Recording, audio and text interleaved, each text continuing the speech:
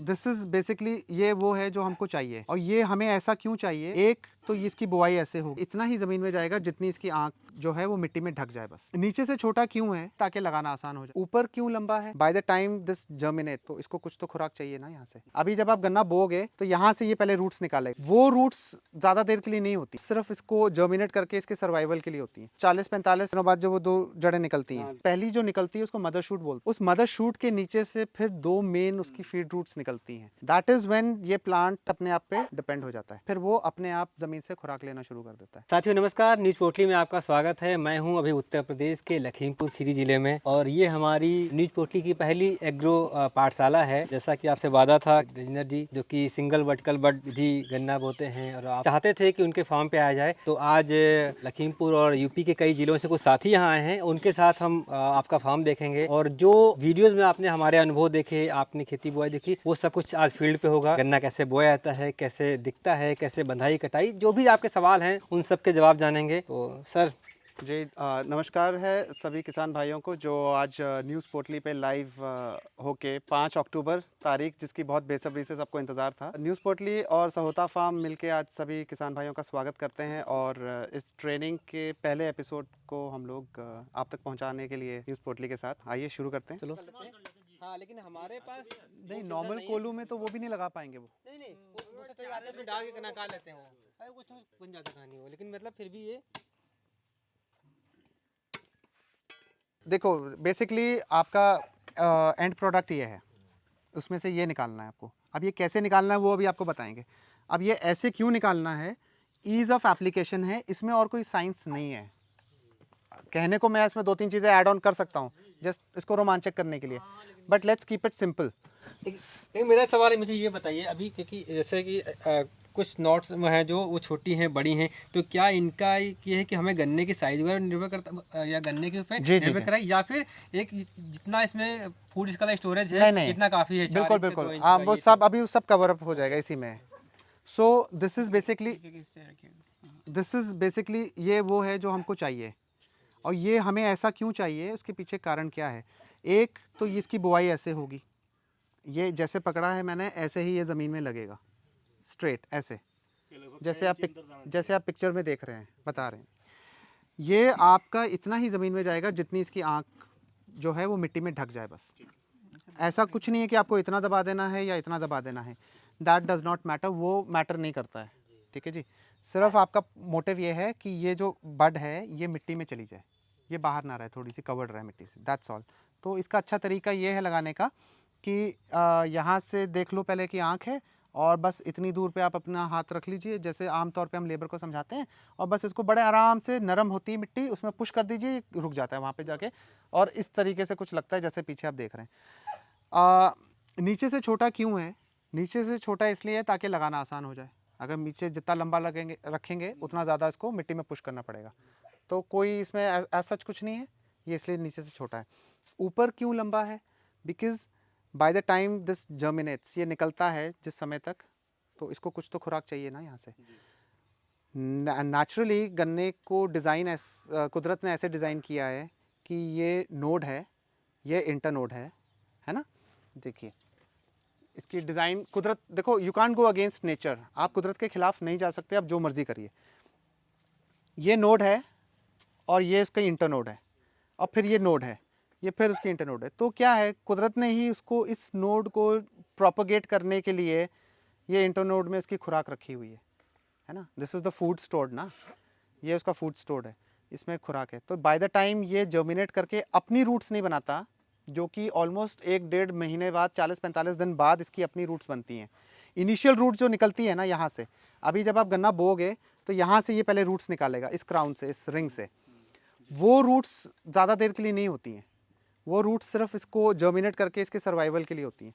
उसके बाद जब 40-45 अप्रॉक्सीमेटली, इतने दिनों बाद जब वो दो जड़ें निकलती हैं, फिर उस मदर शूट जो पहली जो निकलती है उसको मदर शूट बोलते हैं, जो पहला इमर्ज करता है। उस मदर शूट के नीचे से फिर दो मेन उसकी फीड रूट्स निकलती हैं। दैट इज़ व्हेन ये प्लांट, वो प्लांट अपने आप पे डिपेंड हो जाता है। फिर उसको इससे और इसकी रूट से कोई मतलब नहीं रहता, ना इससे कोई मतलब रह जाता है, ना इसकी निकली हुई रूट से मतलब रह जाता है। फिर वो अपने आप ज़मीन से खुराक लेना शुरू कर देता है। तो इस बड को ऐसे काटने का सिर्फ इतना सा मोटिव है, ईज़ ऑफ एप्लीकेशन, मतलब लगाना आसान है। एक तो मिट्टी में ज़्यादा गाड़ना नहीं पड़ेगा, तो ये जितना छोटा रखेंगे, अगर आप थोड़ा बड़ा भी रखते हो तब भी कोई हर्ज नहीं है, वो लेबर की रखते हैं तोड़ देते हैं। वो उसका कोई मतलब नहीं है। आशीष पांडे, गड़ोसा गांव है, जनपद सीतापुर से हूँ।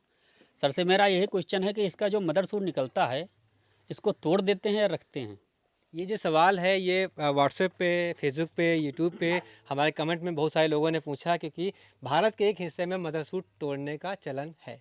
हाँ, तो इसका जवाब ये है कि मदर शूट है ना, जी, तो मदर शूट का मतलब हिंदी में क्या हुआ? माँ है, जी, वो माँ है ना, और उस माँ ने क्या करना है? पोषण देना चाहिए। बच्चे देने हैं, और माँ की जिम्मेदारी है कि वो उनको पालेगी भी। तो जब माँ पालेगी और माँ को हम ख़त्म कर देंगे तो फिर तो अनाथ हो गए वो, तो फिर वो अनाथ हो गए। तो उसको तोड़ने के पीछे का लॉजिक क्या है कि क्यों तोड़ना चाहिए? नहीं, लोग बताते हैं कि इसमें टेलरिंग सेकंड, ज़्यादा हो सर। जाती है। आपका कहना सही सर, है। किया तो- नहीं हमने, हाँ, बट लेकिन क्यों लोग तोड़ कहते हैं, लोगों का सुना है आपसे क्यों? क्वेश्चन बट वो किया ये भी बताते होंगे कि क्यों तोड़ना है, तो उसका कारण क्या है? टेलरिंग बता रहे हैं। तो अगर बिना तोड़े टिलरिंग हो रही है तो हम कभी नहीं तोड़ते हैं। नहीं, वैसे ही हम बता रहे हैं कि अगर बिना तोड़े टिलरिंग, तो फिर ज़रूरत ही नहीं है ना हमको तोड़ने की। अगर हमें तोड़े बिना टेलर्स मिल रहे हैं उस गन्ने में, करने की फिर क्या जरूरत है? फिर हमको उसको तोड़ने की क्या ज़रूरत है? जी जी। एंड सबसे बड़ी बात यह है कि अगर आपने तोड़ दिया तो आपने उस गन्ने के बच्चों को अनाथ कर दिया है। आपको अभी हम खड़ी क्रॉप दिखाएंगे, आप उस पूरे क्लम्प में मदर शूट को आइडेंटिफाई नहीं कर पाओगे कि इसमें से मदर शूट कौन सा है। क्या ये काफ़ी नहीं है? सवाल ये भी हो सकता है कि कभी कभी होता है कि अनाथ बच्चे ज्यादा बलिष्ठ हो जाते हैं, उनको संघर्ष करना पड़ता है, ये भी तो होता है। हमारे तो पत्रकार साहब अगर भी वो गन्ना है तो किसान भी जिनको- हैं। अब आप पूछिए, आप फिर से सवाल। मेरा सवाल ये है कि जैसे मदर शूट की बात कर रहे थे, हमारे महाराष्ट्र और जो कर्नाटक के साउथ के कई जो किसान हैं, वो गन्ने की फसल में मदर शूट को तोड़ते हैं, वहाँ एक बड़ा प्रचलन है। तो उनका मानना है कि टिलर्स उसकी वजह से ज़्यादा होते हैं। तो जैसे यहाँ पे बात हुई, दिलजिंदर जी ने कहा कि अगर मतलब मदर शूट माँ होती है, और ऑब्वियस है कि माँ ही बच्चों को पालती है, बच्चों को जर्मिनेट करती है, उनसे बच्चे जन्मते हैं। तो जो कभी कभी मेरा सवाल ये है कि इन्होंने कहा कि अगर माँ ही ख़त्म हो जाएगी, मान लो मदर शूट को, माँ को ख़त्म कर दिया तो बच्चे अनाथ हो जाएंगे। हमारा सवाल ये है कि कभी कभी ये भी कहा जाता है ना कि अनाथ बच्चे ज़्यादा संघर्ष करके ज़्यादा मजबूत हो जाते हैं। हो सकता है महाराष्ट्र में ये लॉजिक हो। उसका जवाब भी है, उसका जवाब ले लीजिए हमसे। उसका कारण ये है, उसमें और इसमें यही फ़र्क है कि जब हम कॉस्ट कटिंग की बात करते हैं तो जो क्रॉप प्लान वो फॉलो करते हैं फर्टिलाइज़र का, महाराष्ट्र वाले, आप अगर उनका क्रॉप प्लान देखेंगे तो शायद बहुत हैवी है, तो फिर वही बात हो गई कि जब छोटे बच्चे की माँ नहीं है फिर तो आपको डोज तो ज़्यादा देनी पड़ेगी। फिर आप उसको भी ग्लूकोज और उसको एक्सटर्नल पोषण पे रखते हैं और सेरेलैक खिलाते हैं और तभी वो तैयार होता है, और ये नेचुरली तैयार होते हैं। जब माँ ये फ़र्क है। बच्चे कहाँ से होंगे फिर? नहीं, यहाँ पे एक इसके पूरे कॉन्सेप्ट में एक चीज़ और बहुत समझने की है, जो ये पहले भी हमें जवाब की। ये जो पूरी प्रोसेस है, ये जिस तरह से जलवायु परिवर्तन हो रहा है, जिस तरह से खेती में विषमताएं बढ़ रही हैं, मुश्किलें बढ़ रही हैं, ऐसे में जो प्राकृतिकरण है ना, क्योंकि ये जो सिद्धांत को बता रहे हैं वो प्राकृतिकरण है। तो इन्होंने मुझे पहले भी कई बार इस बात कहा कि जब हम प्रकृति के अनुकूल खेती कर रहे हैं तो हम वो कोई काम नहीं करना चाहते जो प्रकृति मतलब मना करती हो। बाकी तो हमारे कॉन्सेप्ट है ऐसा ही कुछ, यही इसी एग्जैक्टली ये जब नेचुरलाइजेशन ऑफ फार्मिंग है ना, आपके हाथ में कुदरत नहीं है, आप कुदरत के हाथों में हो। आप कई बार, हमने पहले भी डिस्कस किया अपनी वार्ता में कि हम लोग कई बार सब कुछ बहुत अच्छा करते हैं, शुरू से लेकर एंड तक हम अपने शेड्यूल, अपनी समझ के हिसाब से। हमने अभी बात चल रही थी कि क्रॉप प्लान होता है, हम पूरा क्रॉप प्लान फॉलो करते हैं। गन्ने की पूरा हमने पहले तैयारी कर ली होती है कि ये हमको तो देना ही देना है, भले इसको ज़रूरत है या नहीं है, उसके अलावा फिर भी हम देते हैं उसको। उसके बावजूद हमारी कई बार फसल नहीं निकलती है। हम सब ने एक्सपीरियंस किया है, बहुत अच्छी धान या गेहूं की भी फसल खड़ी होती है और उसका उत्पादन नहीं हो पाता है।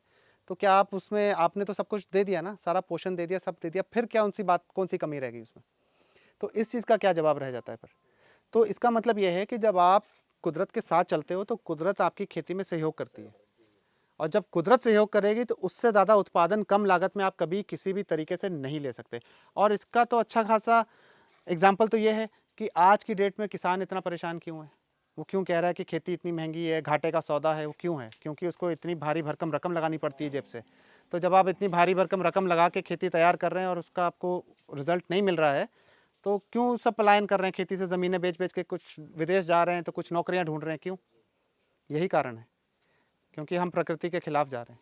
सीड को लेके कोई और है यहाँ पे? आज से कुछ साल पहले, मेरी थोड़ी सी बात रह गई है, आज से कुछ साल पहले ना आप पोका बोया देखते थे, ना ही कोराजन डालते थे, तो ना इस तरह की बीमारियां थी। तो इसके बारे में भी हम लोगों को मतलब थोड़ा विश्लेषण, थोड़ा सा सोचना चाहिए, विश्लेषण करना चाहिए इस चीज़ पे भी कि ये क्यों हो रहा है, कि शायद हम ज़्यादा उत्पादन के चक्कर में ज़्यादा केमिकल पे निर्भर हैं। जी, उसके ऊपर भी हम बात करेंगे। तो ये सब कारण हो सकते हैं ना, कि जब हम खुद को ज़्यादा बलशाली मानते हैं और कहते हैं कि कुदरत तो हमारे हाथ में है, तो जितना हम उसका सहयोग लेंगे उतना शायद हम बेटर उत्पादन लेंगे। हम तो पिछले 7 सालों से ले रहे हैं, पूरे तरीके से संतुष्ट हैं, और अगर आप लोग भी इसको सही तरीके से फॉलो करें तो हो सकता है आप लोगों को भी इसका खुद उसका रिजल्ट मिले। मदर सूट निकालना ही है अगर किसी को, जी, तो चल जैसे कोई हमारी नई वैरायटी लॉन्च हुई, हाँ जी, तो हमें बीज मिला 100 बड, तो हमने उसको अगस्त में लगा दिया। अगस्त में उसको लगा दिया तो अगस्त से अप्रैल तक हमको 9 महीने का समय मिल जाता है। तब तक हमारा गन्ना बुवाई के योग्य 9 महीने का हो जाता है। तो यदि हम उसको चाहें जब मदर सूट को निकालना, तो हम उसको अप्रैल में निकाल सकते हैं। निकल जाएगा सर? हम मदर शूट को निकालने के हक में नहीं है, तो नहीं, इसके नहीं, ऊपर जैसे वो एक बात मिनट, चल रही थी। हम इस पे ना टिप्पणी कर रहे हैं कि वो सही है या ना वो गलत है। हमारे इस मेथड में नहीं निकाला जाता, हम उसको गलत नहीं कह रहे हैं। ऐसा उसको जो निकाल के फायदा उठा रहे हैं, सकते हैं उसको। वो एक अलग ही वो वो एक करते अलग होंगे। टॉपिक है। अगर जो निकाल रहे हैं वो उसके फायदे और नुकसान बता सकते हैं, हम उसका विरोध नहीं कर रहे हैं, वो सही है, ये बिल्कुल सही बहुत कटा है। नजदीक से काटा, ये देखा हाँ, ये ठीक है। ये देखिए, पकड़ के उसको। नज़दीक से कटना, नीचे से कोई इशू नहीं है, इस रिंग के नीचे से कट जाए कहीं से भी। जो नया काटेगा आदमी, वो थोड़ा डर के थोड़ा दूर से काटेगा, क्योंकि इनको इतने सालों का एक्सपीरियंस हो गया है, तो इनको बहुत पास से काट लेते हैं, कोई दिक्कत नहीं है। जितना पास से कट रहा है उतना आराम से लग जा रहा है, बस ये है, ईज ऑफ सोइंग है, और कोई बात नहीं है। पहले बचत तो यही हो रही कि हमें एक वो जो मशीन आ रही कटने वाली, वही आदमी नहीं चाहिए, और हमें नहीं चाहिए। नहीं चाहिए। और एक आदमी 1 एकड़ खेत में लगाने के लिए दिन में काट डालता है, या 1 एकड़ कितने लोग बोते हैं? हमारे यहाँ बुआई का थोड़ा पैटर्न बड़ा आराम से चलता है, पेशेंस के साथ चलता है। पेशेंस में ये है कि हम 1 एकड़ खेत में मैक्सिमम 4 आदमी लगाते हैं। अगर 4 आदमी लगें तो वो 1 से 1.5 दिन में लगा देंगे गन्ना काट के, और अगर 2 लोग हैं तो 2 दिन में 1 एकड़ खेत लगा देते हैं। इस समय तक वो ऐसे काट के गन्ने का बीज तैयार कर लेते हैं, शोध कर लेते हैं इसको, और दोपहर के बाद जाके उसको खेत में लगा देते ठीक, आप काटिए जरा सा। तो यहाँ पे थोड़ा सी नज़दीक आइए। हाँ, ये जो हिस्सा है निकल गया, ये काम का नहीं है हमारे। हैं। ये अच्छा, इसका एक कारण हाँ, और ये। है, वो हम बताते हैं। कोई मेजर रीज़न नहीं है, पूरी काट दो, काटना मत बीच में से। हाँ, पूरी काट दो। देखिए, बस रुक जाओ। देखिए, दोनों लगा सकते हो, दोनों जमेगा, कोई फ़र्क नहीं पड़ेगा, उत्पादन उतना ही मिलेगा। ये छोटा इसलिए कर दिया गया है कि जस्ट इन केस खेत में से कोई कुत्ता भागता हुआ जा रहा है, कोई लेबर जा रहा है, कोई फरो क्रॉस कर रहा है, पैर लग गया तो गिर गया, तो इसको इतनी हाइट रखोगे तो इस तरीके से रह जाता है छोटा, जैसे पिक्चर में आप देख रहे हो, तो सेफ है, मतलब हिलने डुलने के चांसेस कम है। बस सिर्फ ये रीज़न है, इसलिए इसको थोड़ी पोरी छोटी कर देते हैं। अदरवाइज़ आप ऐसे भी लगा सकते हो, कोई इशू नहीं है। बस ये है कि एक्सीडेंटली कोई इसको पैर ना मारे, तो ये साइज़ काट दिया जाता है, इतना एक्स्ट्रा है निकाल दिया जाता है। जमाव में कोई फ़र्क नहीं पड़ेगा, कुछ नहीं होगा, ना ज़्यादा टिलर का फ़र्क पड़ेगा कि ज़्यादा हो रहे हैं कम हो रहे हैं, nothing doing, that is not an issue. किसी में जैसे 14201 है, उसमें इंटरनोड छोटा छोटा होता है, किसी 38 है, या जो दूसरी और वेराइटीज़ हैं जैसे 18 है, इनमें इंटरनोड बड़े बड़े होते हैं। तो वो बस वही लॉजिक है, उसके और कोई वो लॉजिक नहीं है यहाँ कि रखें। क्या होना चाहिए क्या नहीं होना चाहिए। अच्छा, ये जैसे मान लीजिए 20 लीटर की बाल्टी है, पानी इसमें 20 लीटर आता है, और इसमें आधी बाल्टी पानी डाल दिया, 10 लीटर पानी डाल दिया हमने, और पर लीटर के हिसाब से 2 ml पर लीटर हम इसमें दवाई डाल रहे हैं। बहुत बेसिक दवाई, फंगीसाइड में कार्बन डाइजिम लिक्विड फॉर्म का यूज़ कर रहे हैं। बाबस्टीन भी इस्तेमाल कर सकते हो, कोई भी बेसिक फंगीसाइड लगा सकते हो। और एक सकिंग पेस्ट के लिए अगर दीमक है तो इमेडा या थायमेथोक्साम जैसा कोई भी सकिंग पेस्ट का वो टेक्निकल इसमें डाल दो, 2 ml पर लीटर। अब ये हमारा 1 दिन चलता है, 1 दिन के बाद हम इसको हटा देते हैं। अब 1 दिन में आप समझो कि आपका 1 एकड़ की खेत की ट्रीटमेंट के लिए आपका 20 लीटर पानी लगेगा, और 20 लीटर पानी में आपका 2 ml पर लीटर के हिसाब से 40 ml कार्बन डाइजिम और 40 ml आपका दूसरा कोई भी जो आप इंसेक्टिसाइड यूज़ कर रहे हो वो पड़ता है। 40 ml में आपका आराम से ट्रीटमेंट हो जाता है 1 एकड़ सीड का। इसमें भी देखिए बचत है, इसमें दवाइयों की कितनी बचत है, वरना पूरी पूरी बहुत ज़्यादा 15 मिनट 20 मिनट बस। पॉइंट सिर्फ ये है कि वो सबसे ज़्यादा जल्दबाजी कर जाते हैं सीड। पॉइंट सिर्फ ये है कि वो अगर आप पूरा दिन भी रखोगे तो ऐसा नहीं है कि वो यहाँ से घुस के यहाँ से निकलने लगेगा, ऐसा कुछ नहीं होने वाला, क्योंकि ऑलरेडी फुल है ये भाई, इसके अंदर इसका मटेरियल है ना। तो क्या होगा कि ज़्यादा देर भीग के रखोगे तो ये आँख खराब हो जाएगी इसकी, ये सड़ जाएगी, तो ये जर्मिनेशन प्रभावित करेगी। तो आप 20 मिनट रखिए, पर्याप्त है। बहुत ज़्यादा कोई साइंस नहीं है इसके पीछे। जो मुझे आज तक समझ में आया है वो ये है कि इट्स जस्ट लाइक कि आपने एक इंजरी कर दी है ना, इसको यहाँ काट दिया, यहाँ काट दिया, एंटीसेप्टिक है, फंगीसाइड आपका, वो एंटीसेप्टिक लग गया दोनों तरफ से, बस बात खत्म हो गई। इससे ज़्यादा तो कुछ ये नहीं, क्लियर चढ़ इसको जाती है डुबाया, बात। ये रखा कहाँ है वो शोधित वाले, लेके आओ, है कोई बीज भीगा हुआ है कोई, भिजो इसमें 5-6 भिजो भिजो डाल दो इसमें। मुदित कुमार बीसलपुर तहसील से, डिस्ट्रिक्ट पीलीभीत से।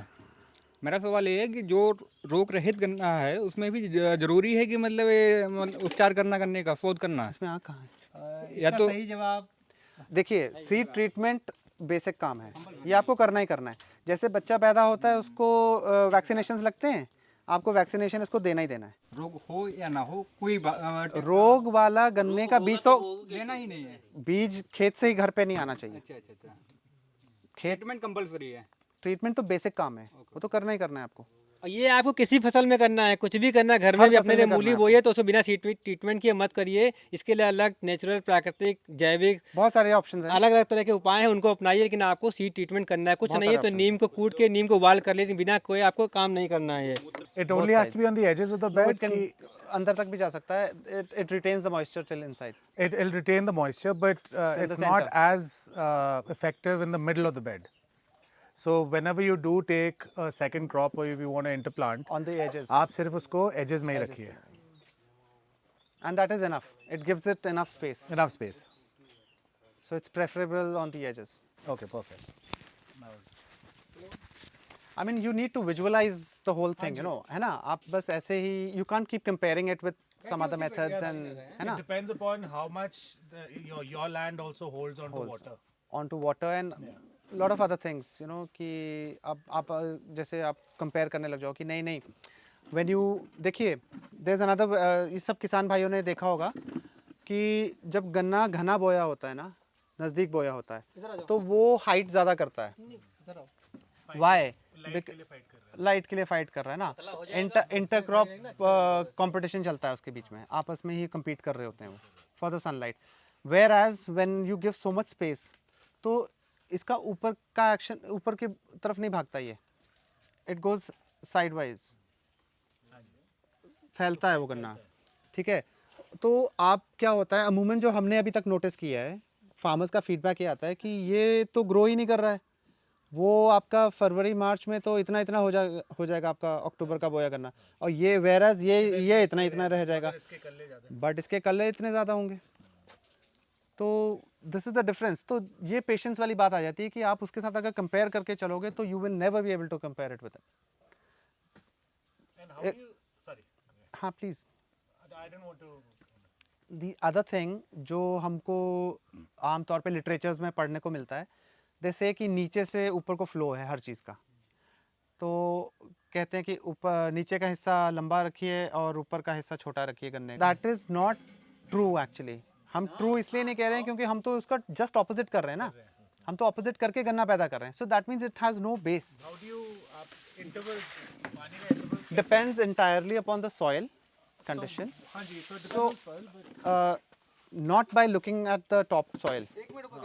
थोड़ा सा dig out कर लो, हल्का सा, you'll get to know कि नीचे है, and the crop will tell you itself. अगर वो मुरझाने लग गई ज़्यादा ही during, वैसे तो नहीं करेगा। 8 से 9 महीने का this I've read हाँ कौन सा जो seed what would be the perfect this thing for जैसे अगर आपको सीड लेना है, अगर आपका डिजीज फ्री है गन्ना तो 1 साल का भी आप बो सकते हो। That is not an issue, वो इशू नहीं है। That is not an issue. और दिस थिंग कि लोग बोलते हैं कि सेकंड ईयर का जो पेड़ी वाला नहीं, that is again not an issue. Not an issue.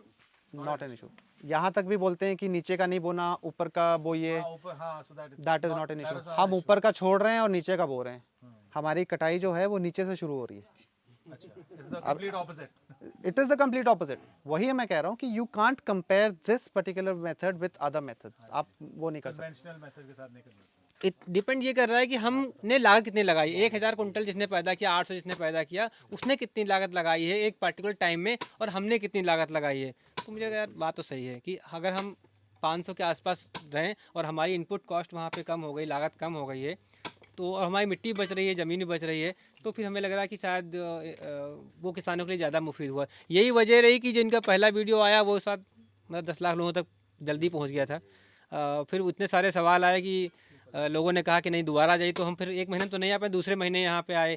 फिर उसको हर बार हमने बढ़ते हुए देखा उसको। अभी जब जून में आया था ना मैं लास्ट टाइम, जून में भी आया था, फिर मैं अभी इधर आया। तो आप लोगों की वजह से मेरा भी इधर लगातार आना। बात ये हो रही थी कि आपका जब ऑर्गेनिक कंटेंट खेत में सही होता है, कार्बन परसेंटेज जब आपके खेत में सही है, तो आपका पीएच प्लस माइनस होता ही नहीं है, वो खुद ही मेंटेन हो जाता है। वो मेंटेन हो जाता है। पीएच कब डिस्टर्ब होता है आपका? पीएच तब डिस्टर्ब होता है जब आप सॉइल में अतिरिक्त केमिकल्स या छेड़छाड़ कर रहे हो उसके साथ। तो जब आप छेड़छाड़ कर ही नहीं रहे हो, आप एक उसको नॉर्मल नेचुरल तरीके से लेके चल रहे हो, तो आपके पीएच को कोई फ़र्क नहीं पड़ने वाला है। आपका पीएच उल्टा कंट्रोल हो जाएगा। लेकिन एक चीज़ ये है कि जैसे मान लीजिए ये बात हुई कि ये तो आपने अपनी खेती को संभाला है, आपने मैनेज किया है, आप इसमें ग्रीन मैन्योर कर रहे हो या गोबर डाल, जो भी आपके पास उपलब्ध है आप वो कर रहे हो। जो लोग पहली बार लगाना चाह रहे हैं, उनका जो पीएच है वो 7.5 से ऊपर है, अगर वो नॉर्मल गन्ने की खेती पहले कर ही रहे हैं और 7.5 और 8 में भी पैदा कर रहे हैं, तो ये भी पैदा हो जाएगा।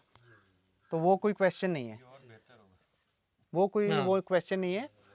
ज़रूरी नहीं है कि पीएच की वजह से, पीएच इतना बड़ा फैक्टर है मैं मानता हूँ, बट कितने लोग जागरूक हैं और कितने लोगों को सही मायने में पता है कि पीएच अप डाउन है उनका। आप इतना मान के चलो कि सॉइल जो है वो लिविंग थिंग है, जीवित है, ठीक है। अगर वो जीवित है तो उसको खुराक चाहिए, ठीक है। There is a lot of activity, बहुत कुछ सॉइल के अंदर चल रहा है जो हमको अपनी आंखों से नहीं नज़र आ रहा, वो माइक्रोस्कोपिक है, बट आपको पता है कि कुछ हो रहा है उसमें। कैसे पता है आपको? ऐसे पता है कि मान लो ये गन्ने की पत्ती आपने खेत में डाली, ठीक है, वो डिकम्पोज हो गई। वो कैसे डिकम्पोज हो गई? आपको नज़र तो नहीं आया डिकम्पोज हो गई है, बट वो डिकम्पोज हो गई, तो इसका मतलब कुछ ना कुछ एक्टिविटी हो रही है ना। तो वो एक्टिविटी कौन कर रहा है? वो माइक्रो ऑर्गेनिजम्स कर रहे हैं। अब आपको ये पता है कि आप अगर एक रेड लेबल का इंसेक्टिसाइड उस मिट्टी में डालते हो जो एक आदमी को मारने में सक्षम है, तो क्या वो माइक्रो ऑर्गेनिजम्स ख़त्म नहीं हो रहे हैं? ख़त्म हो रहे हैं, राइट। बट लेकिन ऐसा है कि वो कभी भी कम्प्लीटली ख़त्म नहीं होते हैं, उनकी मल्टीप्लिकेशन रहती है। बट हमें क्या चाहिए कि वो जितने ज़्यादा रहें मिट्टी में। हम क्या करते हैं कि बाय द टाइम वो मल्टीप्लाई होते हैं, हम फिर से कुछ ऐसा कर देते हैं कि उनका काउंट नीचे चला जाता है। फिर बाय द टाइम वो बेचारे मल्टीप्लाई होते हैं, तब हम कुछ कर देते हैं। तो बेटर ये है कि एक आप उनको उनकी खुराक दीजिए जिससे वो ज़्यादा मल्टीप्लाई हो। क्यों हम पीएसबी कल्चर्स और इन कल्चर्स पे निर्भर हो रहे हैं? Why are we additionally putting all this? घूम फिर के बात तो वहीं आ रही है ना कि आपको बाहर पैकेट्स में तैयार करके वो दे रहे हैं कि ये डालिए, तो why don't we maintain it? हम अपने खेतों में क्यों नहीं मेंटेन कर रहे हैं उसको? ठीक है, तो हम इन चीज़ों को जो ज़मीन से हम ले रहे हैं उसको वापस दें। लेट द नेचर, कुदरत को अपना काम खुद ही करने दीजिए, ठीक है। जो इंसेक्ट या पेस्ट है वो भी कुदरत का है, मानते हैं इस चीज़ को। उसके बायोलॉजिकल तरीके भी हैं मेंटेन करने के, जो हम नहीं कर पा रहे हैं या कई कारणों से नहीं कर पा रहे हैं। तो ठीक है, उसको करने के लिए हम कुछ केमिकल्स पे डिपेंड होते हैं, बट आप उसका फोलियर एप्लीकेशन कर लीजिए, टारगेटेड करिए, चार्ट फॉलो करते हो, स्टैंडर्डाइज चार्ट फॉलो करते हो। कोई रीज़न होगा जिसकी वजह से करते हो, हम उस पर क्वेश्चन मार्क नहीं उठा रहे हैं, सवाल नहीं उठा रहे हैं। पर लेकिन अगर रिक्वायरमेंट नहीं है उस चीज़ की, आपके शेड्यूल के हिसाब से फिर भी ज़रूरत पड़ रही है, हाँ जी, आप फिर भी डाल रहे हो ना। बिल्कुल। इसका एक एग्जांपल ये है कि जब आप फंगीसाइड है, अब एक नॉर्मल प्रैक्टिस हो गई है, फैक्ट्री आपको फंगीसाइड के उनको टारगेट है, वो आपको एक पूरा बॉक्स दे जाती है। आपके पास 10 एकड़ है, वो इतने पैकेट आपको दे के घर पे दे जा रही है कि इसको डालिए। हमारे सब ऐसे ही रखे हुए हैं, हमारे जो पैकेट्स हैं वो ऐसे ही रखे हैं। हमारे भी रखे हैं। हम क्यों डालें? जब फंगस का इशू नहीं है तो हम क्यों डालें उस चीज़ को? अब क्या हो रहा है ये आप नोटिस करिएगा कि जिस इलाके में ज़्यादा फंगीसाइड मिट्टी में डाला जाता है वहाँ पे डीकम्पोजिशन प्रोसेस जो है वो स्लो है। लोगों को ये समस्या आ रही है कि वो मिट्टी में वापस से डिकम्पोज नहीं हो रहा है, वो रेंद खूंद जो है, जो क्रॉप रेजिड्यू है, वो वैसे का वैसे इंटैक्ट ही निकल जाता है वापस। क्यों? क्योंकि आपने छेड़छाड़ की उस मिट्टी के साथ, केमिकली छेड़छाड़ कर रहे हो। फंगस को आप ख़त्म नहीं कर सकते हो यार। फंगस के बिना ये आपका जो इकोलॉजी सिस्टम है वो डिस्टर्ब हो जाएगा, ठीक है। तो फंगस आपको जब नुकसान करती है आप उसका टारगेटेड फोलियर एप्लीकेशन करिए, ठीक है, और उसको उस पर काम करिए, ना कि आप ज़बरदस्ती ज़मीन पे डालिए। ये भी तो फंगस है, ये हो रही है और ये ख़त्म हो रही है, इसका अपना काम है, इसका इकोलॉजी में इसका अपना कोई योगदान है, वो कर रहा है, उसको करने दीजिए। अब हम कहें नहीं इस पर हम दवाई डाल दें या हम फंगीसाइड, क्योंकि हम नहीं खा रहे हैं इसलिए हमें लगता है हमें काम का नहीं है ये नेचुरल। अब इतना नेचर से छेड़छाड़ मत कीजिए। बेसिक पॉइंट ये है कहने का कि खेतों में अगर ज़रूरत नहीं है तो फंगीसाइड मत डालिए, और अगर ज़रूरत लगती है तो डालिए।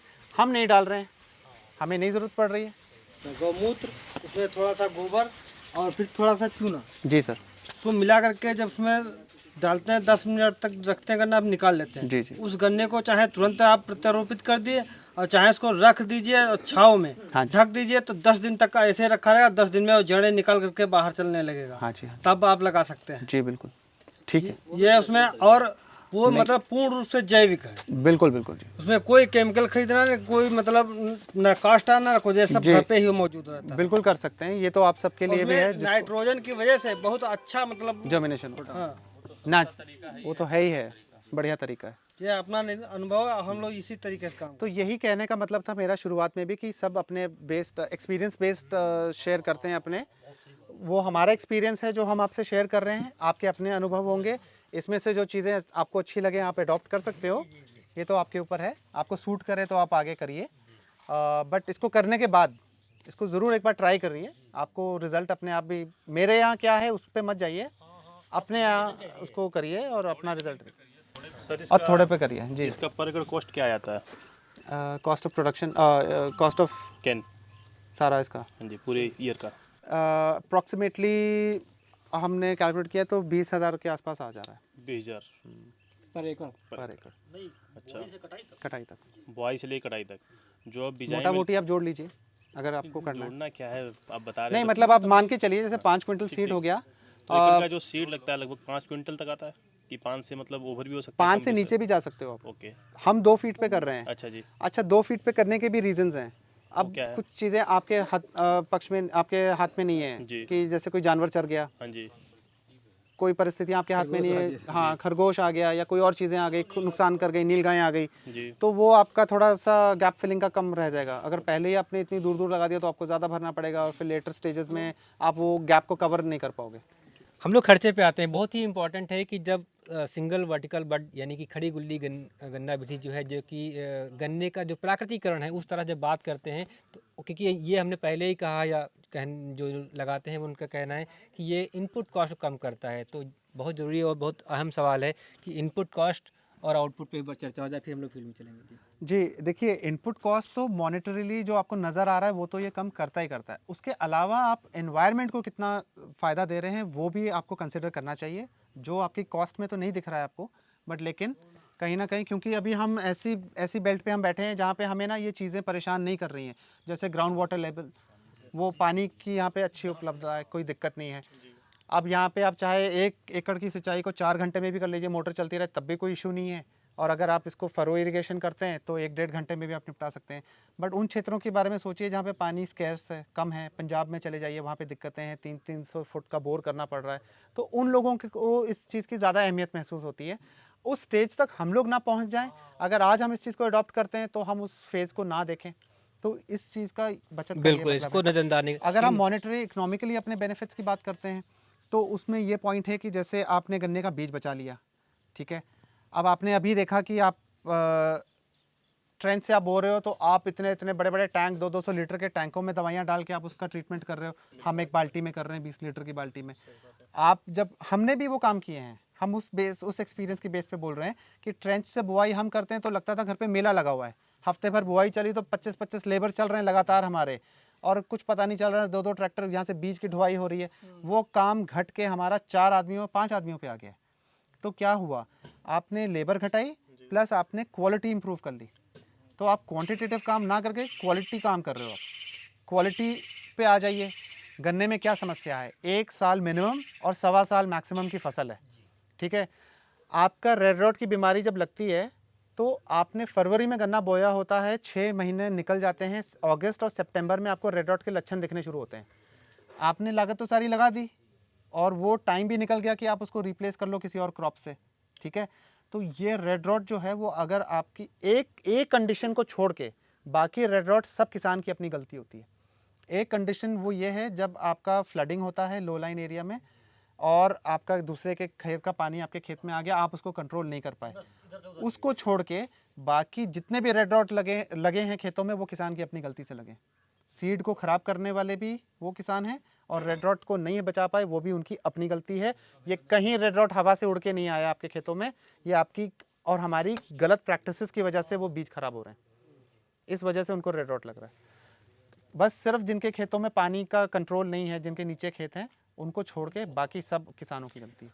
अब हम लोग मल्टी टर्म में बात करें तो आप कहते हैं 1 एकड़ का जो खर्च है वो है आपका 20,000 रुपये, ऑलमोस्ट अप्रॉक्सीमेट, जिसमें बुआई से लेके कटाई। ये जो सिंगल बेड हमारे सामने रखी से लेकर के मिल के जाने तक या जहाँ भी आप उसको बेचते हो वहाँ तक। और अगर हम आउटपुट की बात करते हैं तो वो कितना हुआ? हमने अपने फार्म में पिछले 6 सालों में अलग अलग वैरायटियों पे काम करके मैक्सिमम आउटपुट जो लिया था वो 607 क्विंटल का लिया था। Single vertical bird 4.5 by 2 feet पे 118 वैरायटी इसी प्लॉट में लगी थी और 607 क्विंटल फैक्ट्री सप्लाई लिया था हमने। उसके बाद हम वेरिएशन में रहे हैं, वैरायटी टू वैरायटी भी डिपेंड करता है। 500, 550 से लेके 600 के बीच में हम फ्लक्चुएट करते रहते हैं डिपेंडिंग अपॉन वैरायटी, फील्ड और time of sowing.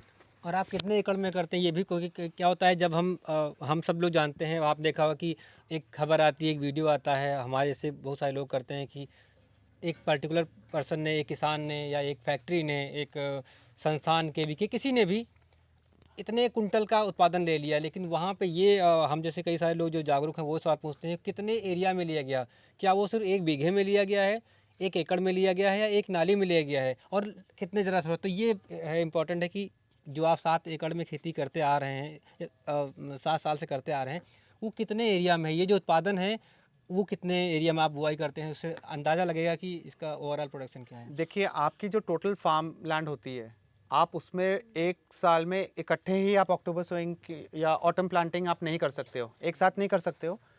Autumn planting का बेसिकली कारण ये होता है करने का कि मान लीजिए आपके पास ज़्यादा रकबा है, मान लो 10, 15, 20 एकड़ प्लस की आपकी खेती है, तो इसके 2 रीज़न जो आपको जस्टिफाई करेंगे ऑटम प्लांटिंग क्यों करनी है। एक कि अगर आप स्प्रिंग में प्लांटिंग करते हैं और आपके पास कुछ रैटून, कुछ पेड़ी भी बचती है, तो स्प्रिंग का टाइम उस समय का ऐसा होता है कि लेबर स्कैसिटी होती है, तापमान बढ़ रहा होता है एकदम से और आपके पास रिसोर्सेज कम होते हैं, कम समय में आपको ज़्यादा काम करना है और उसमें क्या होता है कि आप इतनी देख रेख नहीं कर सकते, पहली बात। दूसरी बात, क्वालिटी इंश्योर नहीं होती है और आप टोटली लेबर पे निर्भर होते हो, आपको मिली नहीं मिली बहुत समस्याएं आपको फेस करनी पड़ती हैं और जो क्रॉप का ड्यूरेशन है वो बहुत कम होता है, तो उसमें क्या है कि सीड पे कॉम्प्रोमाइज़ नहीं कर सकते उस समय।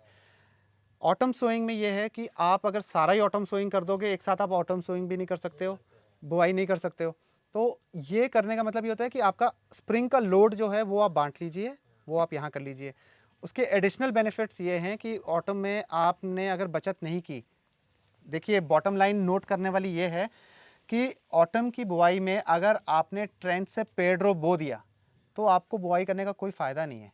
जब आपने उतना ही बीज डाल दिया और उतना ही उत्पादन ले रहे हो, आप पेड़ रो में एवरेज 400-500-600 क्विंटल ही तो ले रहे हैं, 800-900 क्विंटल तो कोई ले नहीं रहा है पेड़ रो में भी। पेड़ रो में आप कम से कम 40 क्विंटल बीज डाल रहे हैं, 35-40 डाल रहे हैं, डिपेंडिंग अपॉन सीड का साइज़ क्या है, और उत्पादन आप उतना ही ले रहे हैं। वही काम अगर आप 5 क्विंटल या 10 क्विंटल सीड में आपने जैसे बताया लेके भी आप उतना उत्पादन ले रहे हैं और वो उसी ट्रेंड से पेड़ रो से आप फरवरी और मार्च के महीने में भी गन्ना बो रहे हैं उसी विधि से, तो क्या फ़र्क हुआ। ज़्यादा टाइम देने का फ़ायदा तब है जब आप अपनी कॉस्ट को घटाइए और मिनिमम से मैक्सिमम लीजिए। Yes sir. रेगुलर जो आपकी यील्ड है, एवरेज यील्ड 500 से 600 के बीच में, तो ये जो यील्ड है ये डज दिस मीन कि ये जो आपने इसमें जो इनपुट्स हैं वो इक्वल हैं, एज इन कि आपने कुछ ज़्यादा बढ़ाया या घटाया नहीं। Are these like all variables are the same in the sense कि आपका जो इनपुट है। जी, इसको अडॉप्ट करने से पहले या इसके पैरेलल हम ट्रेंच से पेड रो भी करते थे, ट्रेंच से सिंगल लाइन भी करते थे और ट्रेंच से सिंगल बड भी करते थे, ठीक है। तो वो उसमें और इसमें मतलब जो हमारा स्टैंडर्ड रहा, जो आपने इनपुट कॉस्ट बोली है, कम करने के बाद भी हम उतने ही ले रहे हैं और उतना सब बीज और खाद पानी डाल रहे थे तब भी उतना ही ले रहे थे। तो हमने क्या इंश्योर किया कि हमारी प्रोडक्शन को ना इफेक्ट करते हुए अपनी कॉस्ट को हमने कट डाउन कर लिया, स्टेप बाय स्टेप किया। ये नहीं कि एकदम से हम नीचे आ गए और हमने प्रोडक्शन भी अपनी 500 से सीधा 300 क्विंटल पे गिरा ली, ऐसा नहीं किया हमने। We came down step by step कि चलो ये भी ना करें तो कहाँ मेंटेन होती है।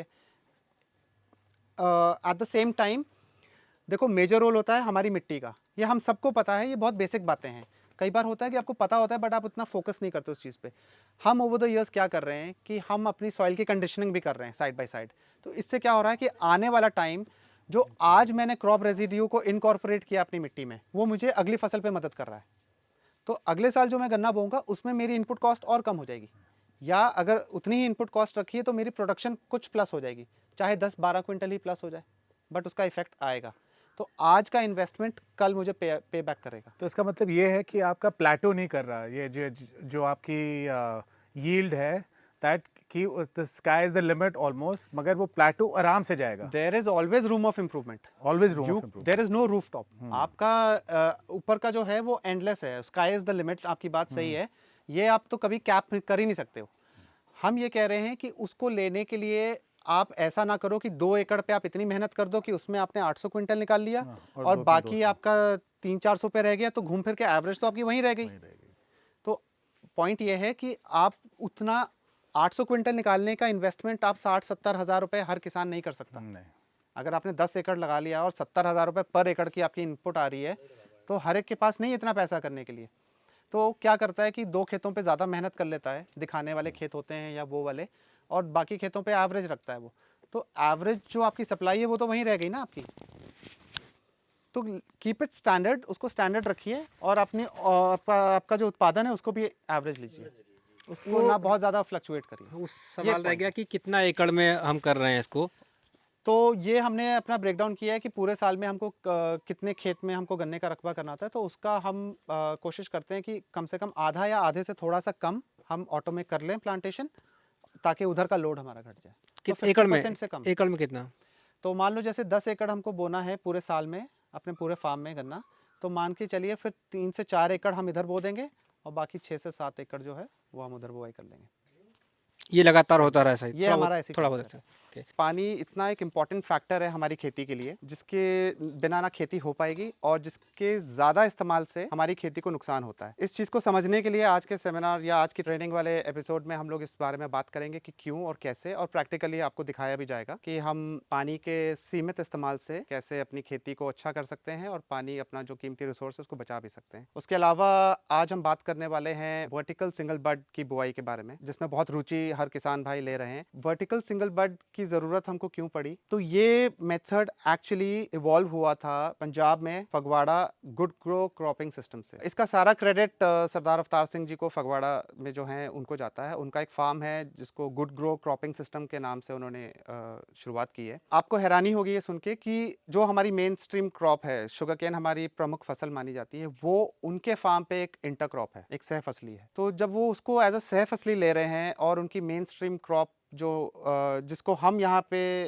सह फसली मानते हैं, वो उनकी मेन क्रॉप होती हैं, चाहे वो आप सब्जियां ले लीजिए या और कोई जो क्रॉप वो साथ में बोते हैं। तो उस चीज़ से इंस्पायर होके और यहाँ पे क्योंकि हम लोग बहुत सालों से ट्रेडिशनल तरीकों से गन्ना बोते जा रहे थे और कुछ ग्रोथ नहीं हो रही थी, और जब आप स्टैग्नेंट हो जाते हो, जब आपको ग्रोथ नहीं मिलती है, तो आप कुछ ना कुछ खोजने के लिए आप बाहर निकलते हैं। जैसे कि आप सब लोग भी आए हैं इस समय कि आप लोग भी कुछ नया जानना चाह रहे हैं। हमने जब अपनी गन्ने की खेती में देखा कि कोई ज़्यादा ग्रोथ नहीं हो रही है, कुछ चीज़ों के सवाल, बहुत सारे सवाल थे, जैसे आप लोगों के मन में, हमारे मन में बहुत सारे सवाल थे। उसका जवाब ढूंढते ढूंढते जब हम उनके पास पहुंचे तो हमें लगा कि ये चीज़ जो है ये एक सोल्यूशन है, और इसको अडॉप्ट करना और इसको इम्प्लीमेंट करना हमारे लिए, हमारे एनवायरनमेंट के लिए और आने वाली जनरेशन्स के लिए बहुत इंपॉर्टेंट है। तो इस चीज़ पे हमने जब उनसे बात की, उनसे डिस्कशंस किए, तो हमको जो इसका बेसिक लॉजिक है वो समझ में आया। और जब आप किसी चीज़ का लॉजिक समझ लेते हैं तो वो आपके लिए बहुत आसान हो जाती है अडॉप्ट करनी। हम क्या अलग कर रहे हैं उसमें यह है कि हम कम गन्ने की लागत, कम बीज, कम पानी और कम खाद में अपने उत्पादन को बिना घटाए उत्पादन ले रहे हैं। तो आपके पास दो तरीके हैं अपनी आमदनी बढ़ाने के। एक, आप अपनी उपज बढ़ा दीजिए लागत लगा के। दूसरा कि आप अपनी उपज में खर्चे घटा लीजिए। दोनों तरीके से आपकी जो इनकम है वो बढ़ जाएगी। चाहे आप कम खर्चे में उत्पादन लें या आप ज़्यादा उत्पादन लेके अपना इनकम बढ़ा लीजिए। तो हमने क्या ऑप्ट किया, हमने ऑप्ट ये किया कि हम अपनी गन्ने की खेती में खर्चा घटाएं और अपनी एवरेज प्रोडक्शन लेते रहें, और इससे हमने अपनी आमदनी में थोड़ा सा इजाफा किया है। कुछ चीज़ें आपके कंट्रोल में नहीं है, जैसे गन्ने की पेमेंट या किसी के खेतों में जल भराव की समस्या है, वो चीज़ें हमारे हाथ में नहीं है। उनको छोड़ के बाकी सारी चीज़ें हम जो कंट्रोल कर सकते हैं उस चीज़ के ऊपर हम लोग ध्यान दे सकते हैं। शुरुआत हम यहाँ से करते हैं कि हम सिंगल वर्टिकल बड का मतलब क्या है। आज तक पारंपरिक खेती जो चलती आ रही थी उसमें क्या होता है कि गन्ने का बीज काटा जाता है, उसके 2 आंख के टुकड़े काटे जाते हैं या 1 आंख का टुकड़ा काटा जाता है, जिसको ज़मीन में पारंपरिक तरीके से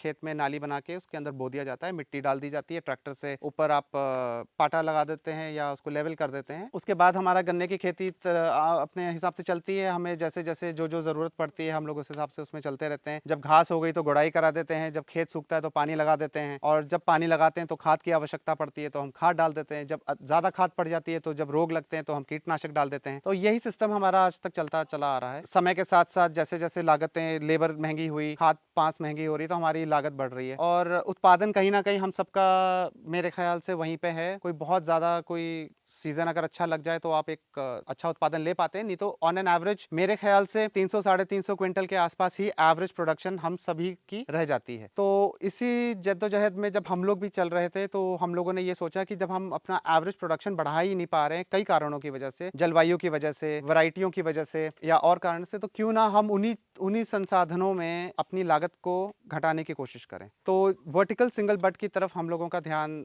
जब आया है तो इसमें हम आपको गिनवाते हैं कि हम किस तरीके से कम लागत में एवरेज प्रोडक्शन ले रहे हैं। तो अगर हम शुरुआत करते हैं खेत की प्रिपरेशन से। खेत की प्रिपरेशन में किसान भाई जो हैं वो बहुत ज़्यादा लागत लगाते हैं। कहा जाता है कि गहरी जुताई करिए, कई बार जुताई करिए, बिल्कुल अपनी मिट्टी को भुरभुरी कर दीजिए, उसके बाद आप कूड़ खींचिए और उसमें आप अपना गन्ना बोइए। जब हम वर्टिकल सिंगल बट की बात करते हैं तो सबसे पहली बात तो यह है कि हम वर्टिकल सिंगल बट की खेत की तैयारी जो है वो सूखे खेत की तैयारी करते हैं। तो पहले स्टेप में हम जो एक आम परंपरा चल रही है कि आपको खेत को परहाना पड़ता है, पहले मैक्सिमम पलेवा लोग करते हैं। तो वो जो पलेवा का पानी जो हम लगाते हैं और फिर उसके बाद 10 15 20 दिन, मिट्टी के हिसाब से डिपेंड करता है कि आपकी मिट्टी किस टेक्सचर की है, उतने समय में हमको वेट करना पड़ता है। और फिर उसके बाद हम खेत की जुताई कर करके कई बार उसकी जुताई करते हैं। कई किसान भाइयों कहीं कहीं पढ़े या देखे यूट्यूब पे, तो वो उस सिफारिश के हिसाब से एमबी प्लाव का इस्तेमाल करते हैं या गहरी जुताइयाँ करते हैं, और फिर करते कराते अच्छा खासा पैसा जो है खेत की तैयारी में लगा देते हैं। हमारे क्षेत्र में ज़्यादातर बुआई जो होती है वो ट्रेंच विधि से होती है। तो ट्रेंच विधि का जो इम्प्लीमेंट जो इस्तेमाल होता है ट्रेंच बनाने का, वो गहरी जुताई चाहता है। और ट्रेंच का मतलब है कि आप मेरे ख्याल से 1 फुट तक की गहरी नाली तक कोशिश करता है किसान कि हम उसकी नाली गहरी करें। और उसके पीछे का लॉजिक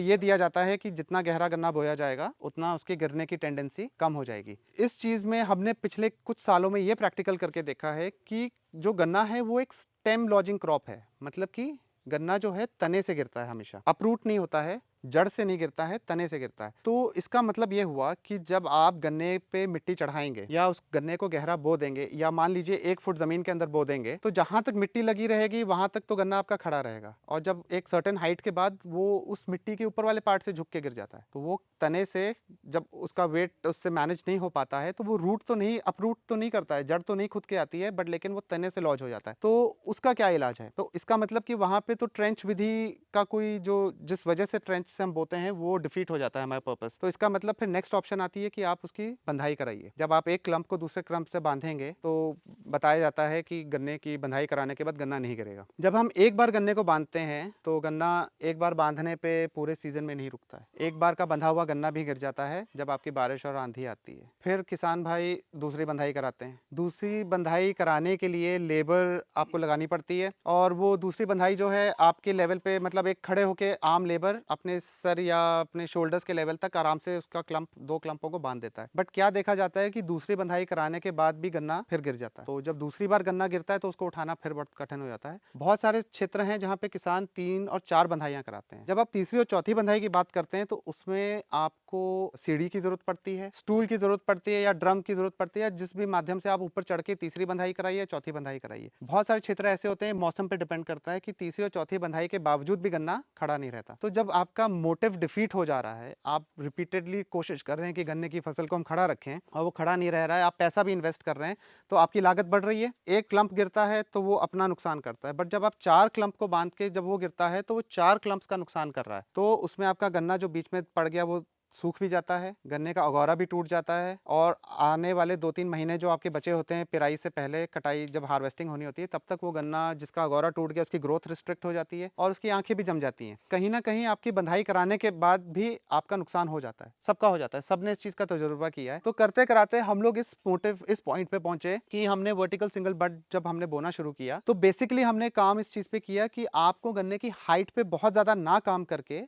गन्ने की मोटाई पे काम करिए। जब आप गन्ने को अच्छी दूरी देंगे तो गन्ना मोटा होगा, उसको जब स्पेस मिलेगा, और जब गन्ना मोटा होगा तो ज़रूरी नहीं है कि आपको उसकी बहुत हाइट लेनी है। आप एक एवरेज हाइट 10-12 फुट का गन्ना अगर आप कर सकते हो तो आप 10-12 फुट का गन्ना रखिए। उसको मैनेज करना या उसको खड़ा रखना रिलेटिवली 15-16 फुट के गन्ने से आसान हो जाता है। तो वो कम गिरता है और अगर गिरता भी है तो इतना नुकसान नहीं करता है वो। वर्टिकल सिंगल बड मेथड में सबसे पहले हम जैसे कि खेत की तैयारी की बात कर रहे थे, तो हम पहले ही राउंड में हम उसमें पलेवा नहीं करते हैं, जिससे हमारी भारी बचत होती है पानी की। सूखे खेत की तैयारी करते हैं। हम ये मान के चलते हैं कि गन्ने की ज़मीन जो हमारी 6 इंच या 7-8 इंच की जो मिट्टी है वो न्यूट्रिएंट या आप कह लो कि ऑर्गेनिक कंटेंट या कार्बन कंटेंट से भरपूर होती है और सबसे उपजाऊ मिट्टी ऊपर की ही मानी जाती है। तो हम लोग सिर्फ उस मिट्टी में काम करते हैं। हम ज़्यादा एमबी प्लाउ हम बिल्कुल भी, खैर मैंने अपने पिछले 7 सालों में तो एमबी प्लाउ का इस्तेमाल नहीं किया खेतों में, मिट्टी नहीं पलटी है हमने। नॉर्मल इम्प्लीमेंट्स जो हमारे डिस्क हैरो हो गई या कल्टीवेटर हो गया, उसका इस्तेमाल करके हम अपने खेत की तैयारी करते हैं। नॉर्मल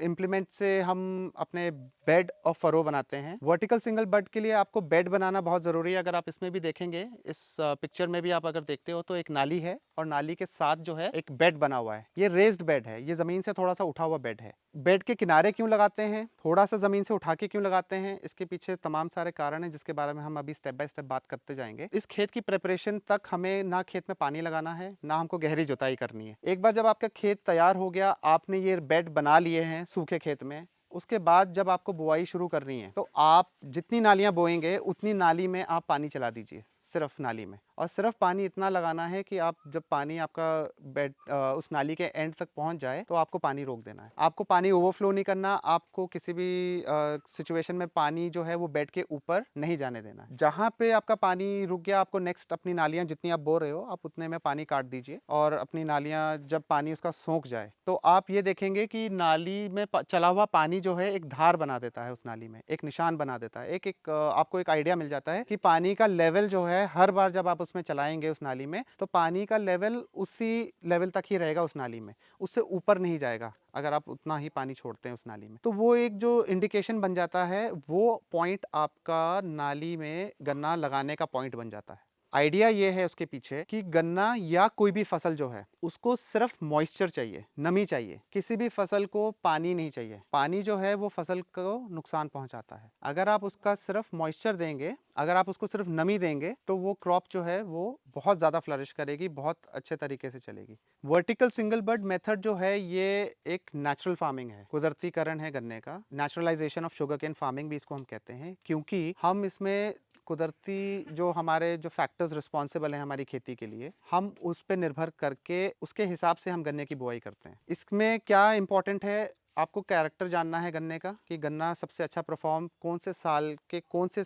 महीने में करता है, आपके यहाँ का एनवायरनमेंट जलवायु कैसी है, और आपके यहाँ का मौसम मतलब जो टेम्परेचर फ्लक्चुएशन है वो कितना है। हमारे नॉर्थ इंडिया में जिसमें पंजाब, उत्तर प्रदेश, हरियाणा और ये सारी स्टेट्स आती हैं, इसमें जो सबसे सूटेबल टाइम हम लोगों ने देखा वो था अगस्त से लेके अक्टूबर तक, जब आपका टेम्परेचर, आपका क्लाइमेट बहुत सूटेबल है गन्ने के लिए। डिपेंडिंग अपॉन दैट आप अपने खेत की तैयारी कर सकते हैं। आप अगस्त से स्टार्ट करके मिड अक्टूबर तक इस मेथड को आप आराम से लगा सकते हैं। दूसरी बात आती है जो बहुत इंपॉर्टेंट है, डिस्टेंस। आपको दूरी मेंटेन करके रखनी है। और उस दूरी के लिए अब अगर आप इस पिक्चर को देखेंगे तो इसमें स्टैंडर्ड जो है आपका लाइन टू लाइन की जो दूरी है वो 4.5 फुट है। 4.5 फुट हम स्टैंडर्ड इसलिए रखते हैं क्योंकि जो लेटर ऑन ऑपरेशंस हैं, जो हमारी मैकेनिकली जो हमने उसमें काम करना है अपने ट्रैक्टर या अपनी इम्प्लीमेंट से, वो बिना गन्ने को नुकसान पहुंचाए हम आराम से कर पाते हैं इसमें। तीसरी चीज़ जो आपको देखनी है वो ये डिपेंड करता है कि आप किस टाइम पे गन्ना लगा रहे हैं। अगर तो आप अगस्त से लेके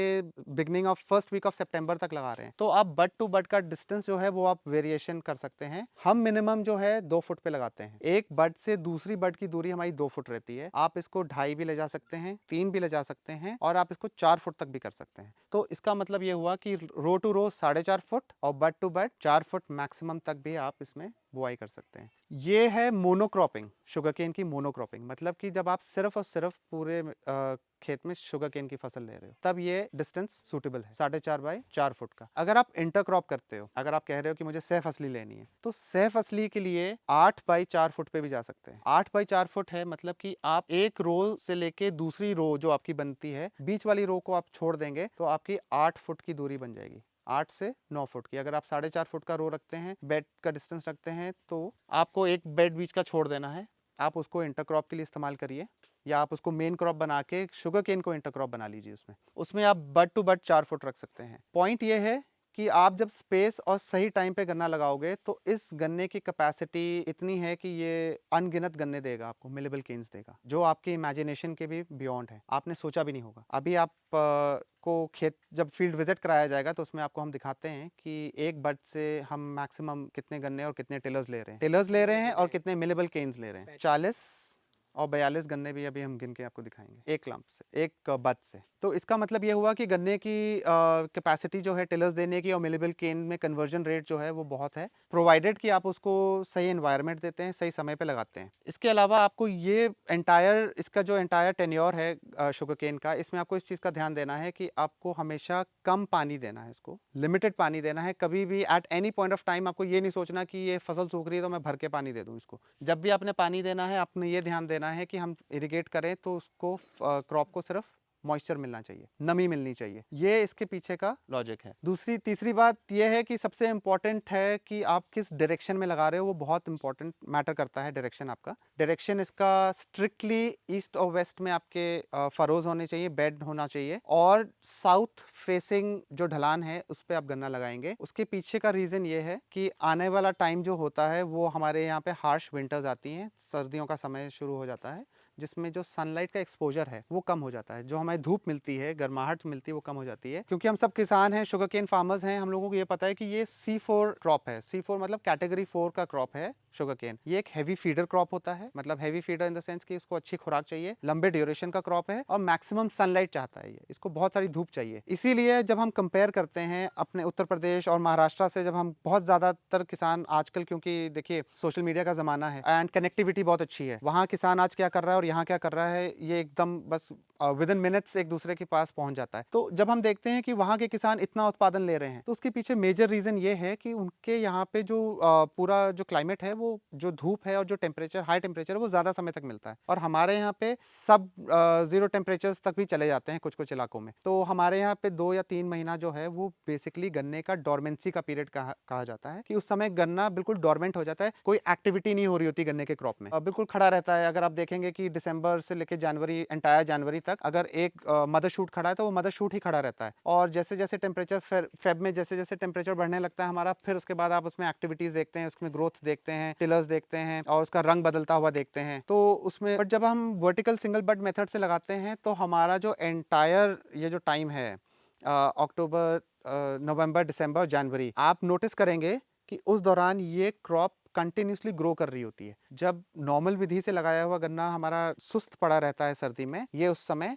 टिलर्स दे रहा होता है। यही कारण है कि सिंगल बड को 2 फीट, 4 फीट या 3 फीट पे लगाने से हमारे कल्ले ज़्यादा होते हैं, और जो रेगुलर मेथड से हम बो रहे हैं उसमें हम प्लांट पॉपुलेशन जो खेत की है वो ज़्यादा बीज डालने से पूरा करते हैं। अमूमन एक बड़ी छोटी सी कैलकुलेशन है, अगर आप चाहें तो आप इसको पेन डाउन कर सकते हैं। सिर्फ अपने एक आइडिया, आपको एक वेग सा आइडिया देता है आपको कि हमको खेत में कितनी प्लांट पॉपुलेशन चाहिए। एक अप्रॉक्सीमेट फिगर है 43,500 स्क्वायर फीट का 1 एकड़ माना जाता है, 43,500 स्क्वायर फीट का। और ये माना जाता है कि एक गन्ने के एक प्लांट को अगर हम 1/1 स्क्वायर फीट की जगह देते हैं तो वो ऑप्टिमम है उसके ग्रोथ, उसकी मोटाई और उसकी हाइट के लिए। तो इसका मतलब ये हुआ कि अब अगर हम 1/1 स्क्वायर फीट की जगह दे रहे हैं पर केन को, तो हमारे केन की पॉपुलेशन जो 1 एकड़ खेत में है वो 43,500 से थोड़ा सा प्लस या थोड़ा सा माइनस अगर होगा, मतलब कि हमारे 1 एकड़ गन्ने के खेत में अगर हमारे पास 43,500 खड़े गन्ने हैं जिनको हम काट के फैक्ट्री में पहुंचाना चाहते हैं, तो हमें वो बहुत अच्छी उपज देगा। अगर वो एक गन्ने का वजन हमें मिनिमम 1 केजी भी देगा,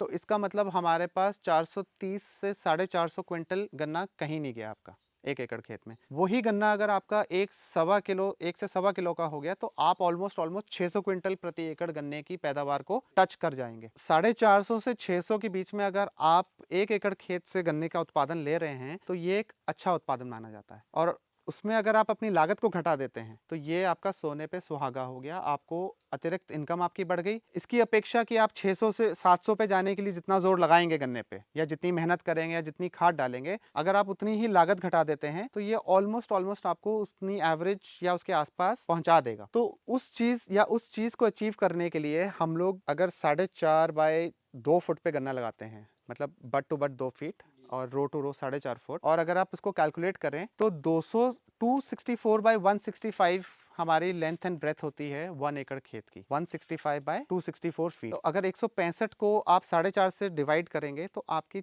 36 से 37 रोज या बेड्स या फरोज बनेंगी 1 एकड़ में, मतलब नालियां बन जाएंगी, आपकी कूड़ बन जाएंगे अगर आपको समझाएं तो। 36 से 37 कूड़ों की लंबाई जब आप 264 फीट लेते हैं, अगर इसको आप 2 फीट, आपके ऊपर डिपेंड करता है, अगर आप बट टू बट 2 फीट लगा रहे हैं, तो आप उसको अगर 2 से डिवाइड करेंगे 264 को, तो आपका अप्रोक्सीमेटली 132, आपकी हर लाइन में एक नाली में 1 एकड़ की लंबाई में 132 बड लग जाएंगी, सिंगल बड लगेंगी। तो 36 लाइनें आपकी खेत में हो गई और पर लाइन आपकी 132 बड हो गए, सिंगल बड आपकी वर्टिकल लग गई। अब आपको पर बड कितने गन्ने चाहिए, तो आपका 43,500 या 43 या 44,000 का प्लांट पॉपुलेशन पूरा होगा। ये आपकी दूरी पे डिपेंड करता है। इसको अगर आप क्विक मैथ्स अगर आप करेंगे तो 4.5 बाई 2 फुट पे आपको अप्रोक्सीमेटली पर बड 10 से 12 गन्ने मिलेबल केन्स चाहिए। टिलर्स की बात नहीं कर रहे, मिलेबल केन्स। टिलर्स आपके बहुत आते हैं 15, 16, 20, बट जो कन्वर्जन रेट है उसका इनटू मिलेबल केन्स, वो डिपेंड करता है कि आपने उस पर्टिकुलर बड या उस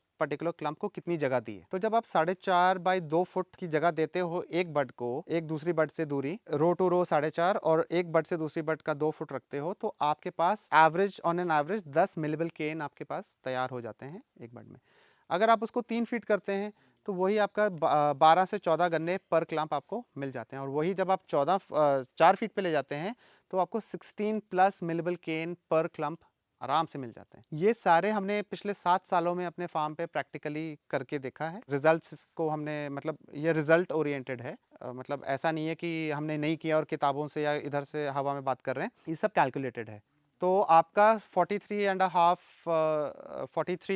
43,500 गन्ने, 44,000 गन्ने अगर आपके खेत में हैं और हेल्दी केन्स हैं, तो आप एक बहुत बढ़िया उत्पादन ले सकते हैं। बुआई तो मैंने इधर मान लिया अक्टूबर में की या नवंबर में की।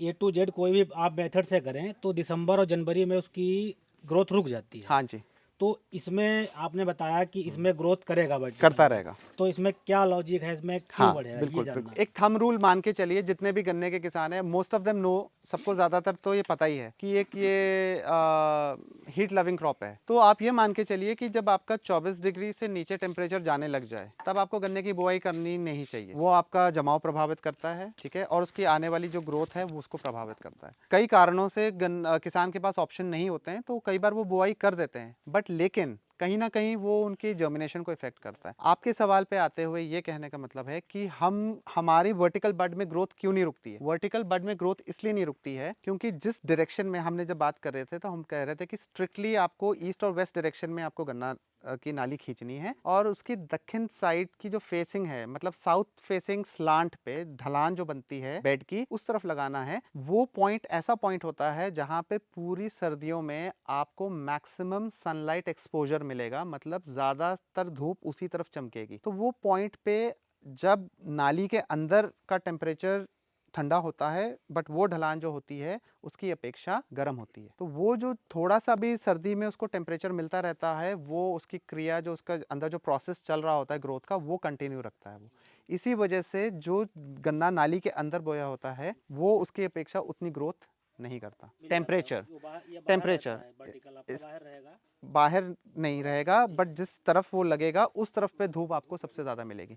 इसको और विस्तार से आपको रो बनानी है वो पूर्व पश्चिम की रहेगी। पूर्व पश्चिम की रहेगी, और उसकी दक्षिण की तरफ जो है, ये चीज़ हम आपको दोबारा भी अभी खेत में प्रैक्टिकली भी समझाएंगे, जिसको आप देख के खुद ही अनुभव करेंगे और आपको उस समय बिल्कुल क्लियरली समझ में आ जाएगा कि हम क्या बताने की कोशिश कर रहे हैं। तो इस सवाल को आप दोबारा एक बार खेत पे भी रिपीट करिएगा। कि सर ये जो क्षेत्र है जहाँ से मैं हूँ, जी यहाँ पे वाटर लॉगिंग एरिया है, तो यहाँ पे किसान प्लांटिंग तो करना चाहता है, बट इतनी नमी रहती है वो जुताई नहीं कर पाता है, तो वो दिसंबर में जाता है फिर, और दिसंबर में बुवाई फिर किसान करना नहीं चाहता कि उसका जर्मिनेशन प्रभावित हो जाएगा, आगे ग्रोथ रुक जाएगी।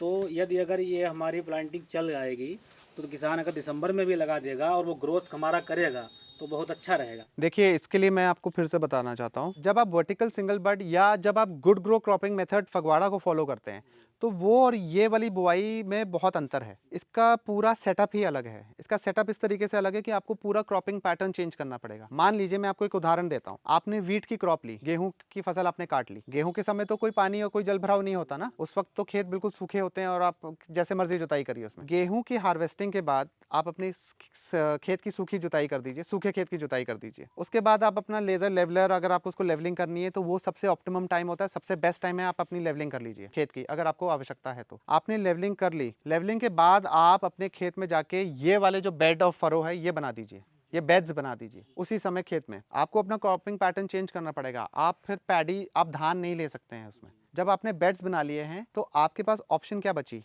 आप बेड पे मक्के की क्रॉप ले सकते हो। बेड के नालियों के किनारे किनारे बेड पे दोनों तरफ आप मक्के की क्रॉप लीजिए, मक्का आप ले लीजिए। जब तक आपका मक्का हार्वेस्ट होगा, एक बार बेड बनाने के बाद आपको अपना ट्रैक्टर दोबारा खेत में लेके नहीं जाना, जरूरत ही नहीं पड़ेगी, आपके बेड्स बने हुए हैं। इन्हीं नालियों में आपका मक्का तैयार हो गया। 3 महीने में अगर तैयार होता है, या डिपेंडिंग अपॉन कि किस टाइप का सीड आपने बोया है, अगर 3 महीने में तैयार हो जाता है आपका मक्का, आप अपना मक्का हार्वेस्ट करिए, आप नालियों में दोबारा पानी चलाइए, और उसी पॉइंट पे जहाँ पे साउथ फेसिंग, ईस्ट वेस्ट में आपका वो है, साउथ फेसिंग आप अपना गन्ना लगाइए। खड़ी फसल में आप अपना गन्ना लगा दीजिए, इसी तरीके से जैसे आपने देखा इसमें लगा हुआ है। उस समय भी ये गन्ना ऐसे ही लग जाएगा आपका। आपने अगस्त, मिड अगस्त या फर्स्ट वीक ऑफ सितंबर में अगर ये गन्ना बो दिया तो आपकी जो भी समस्या है वो हल हो जाएगी।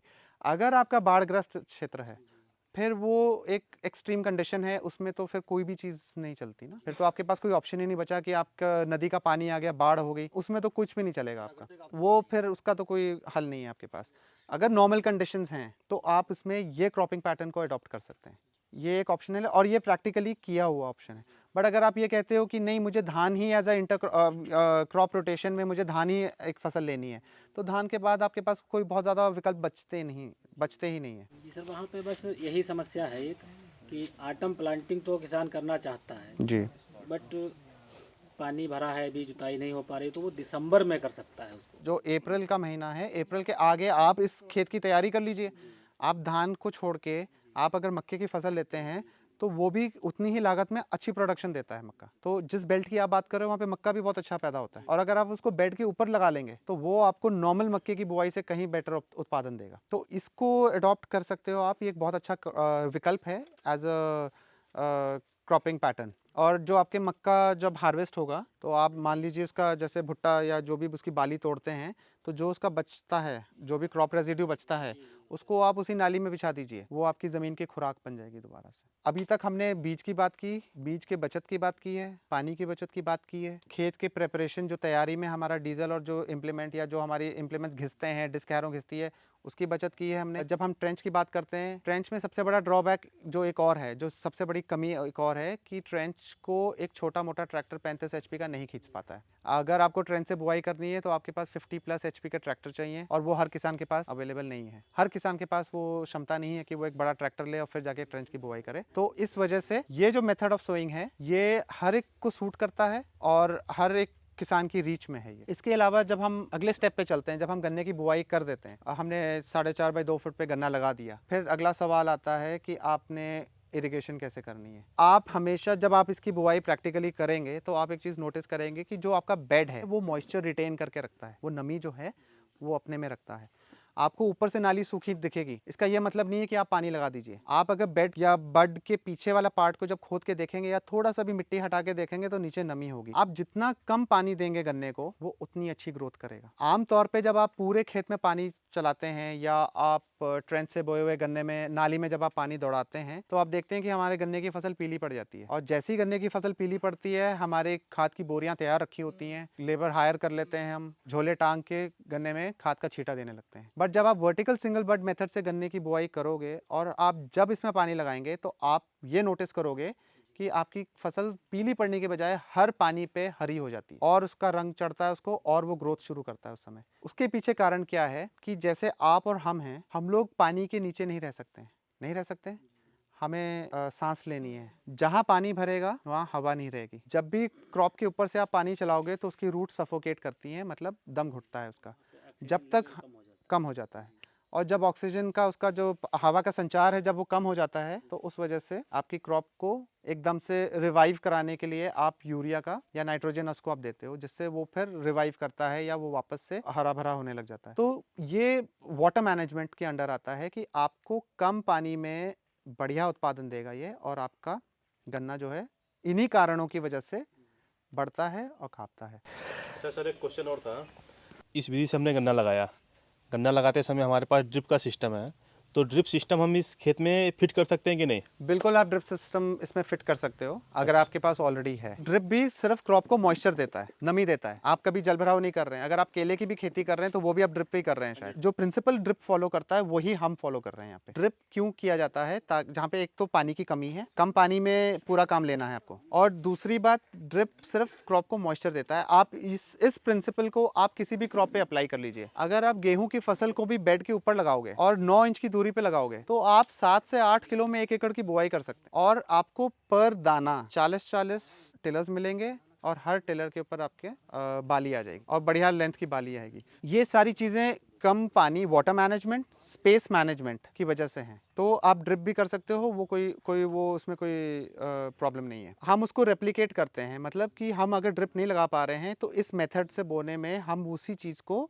देसी तरीके से अप्लाई कर रहे हैं। आप अगर दूसरी सरल भाषा में समझेंगे, क्योंकि ड्रिप भी बूंद बूंद करके पानी सिर्फ नमी पहुंचाता है, और इस तरीके से लगाने से हम भी सेम वही काम कर रहे हैं। हम उसको नमी देने की कोशिश कर रहे हैं। पानी से बचेंगे, बाकी चीज़ों से अपने आप बच जाएंगे। अच्छा सर, अपने यहाँ खेत का पीएच कैसे मतलब वो कंट्रोल करते हैं?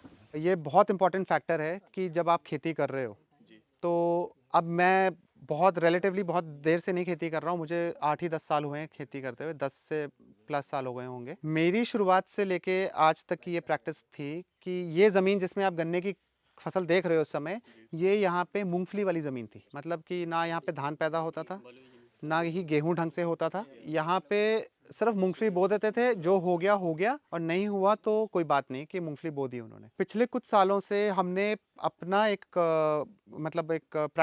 पक्की प्रैक्टिस बना ली थी कि कोई भी क्रॉप अगर हम बोते हैं तो उसका क्रॉप रेजिड्यू जो है वो हम कभी भी जलाते नहीं थे, ना ही खेत से उठा के बाहर निकालते हैं।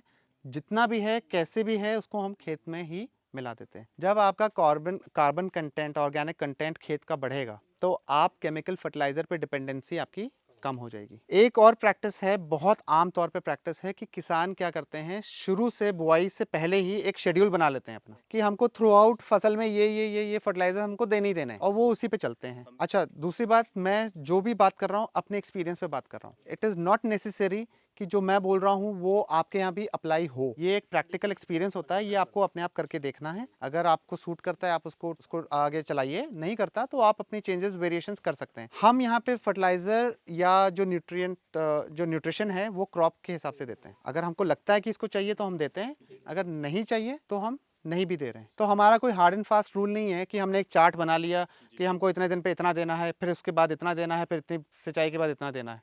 हम उस चीज़ को फॉलो नहीं करते। हम खेत के, क्योंकि हर खेत दूसरे खेत से अलग है, सॉइल टेक्सचर अलग है, कोई थोड़ा सा ज़्यादा फर्टाइल है, किसी में थोड़ी सी ज़्यादा क्लेई सॉइल हो गई, तो किसी में थोड़ी ज़्यादा बलुई मिट्टी हो गई है, तो मेड़ पे ज़मीन बदल जाती है कई बार।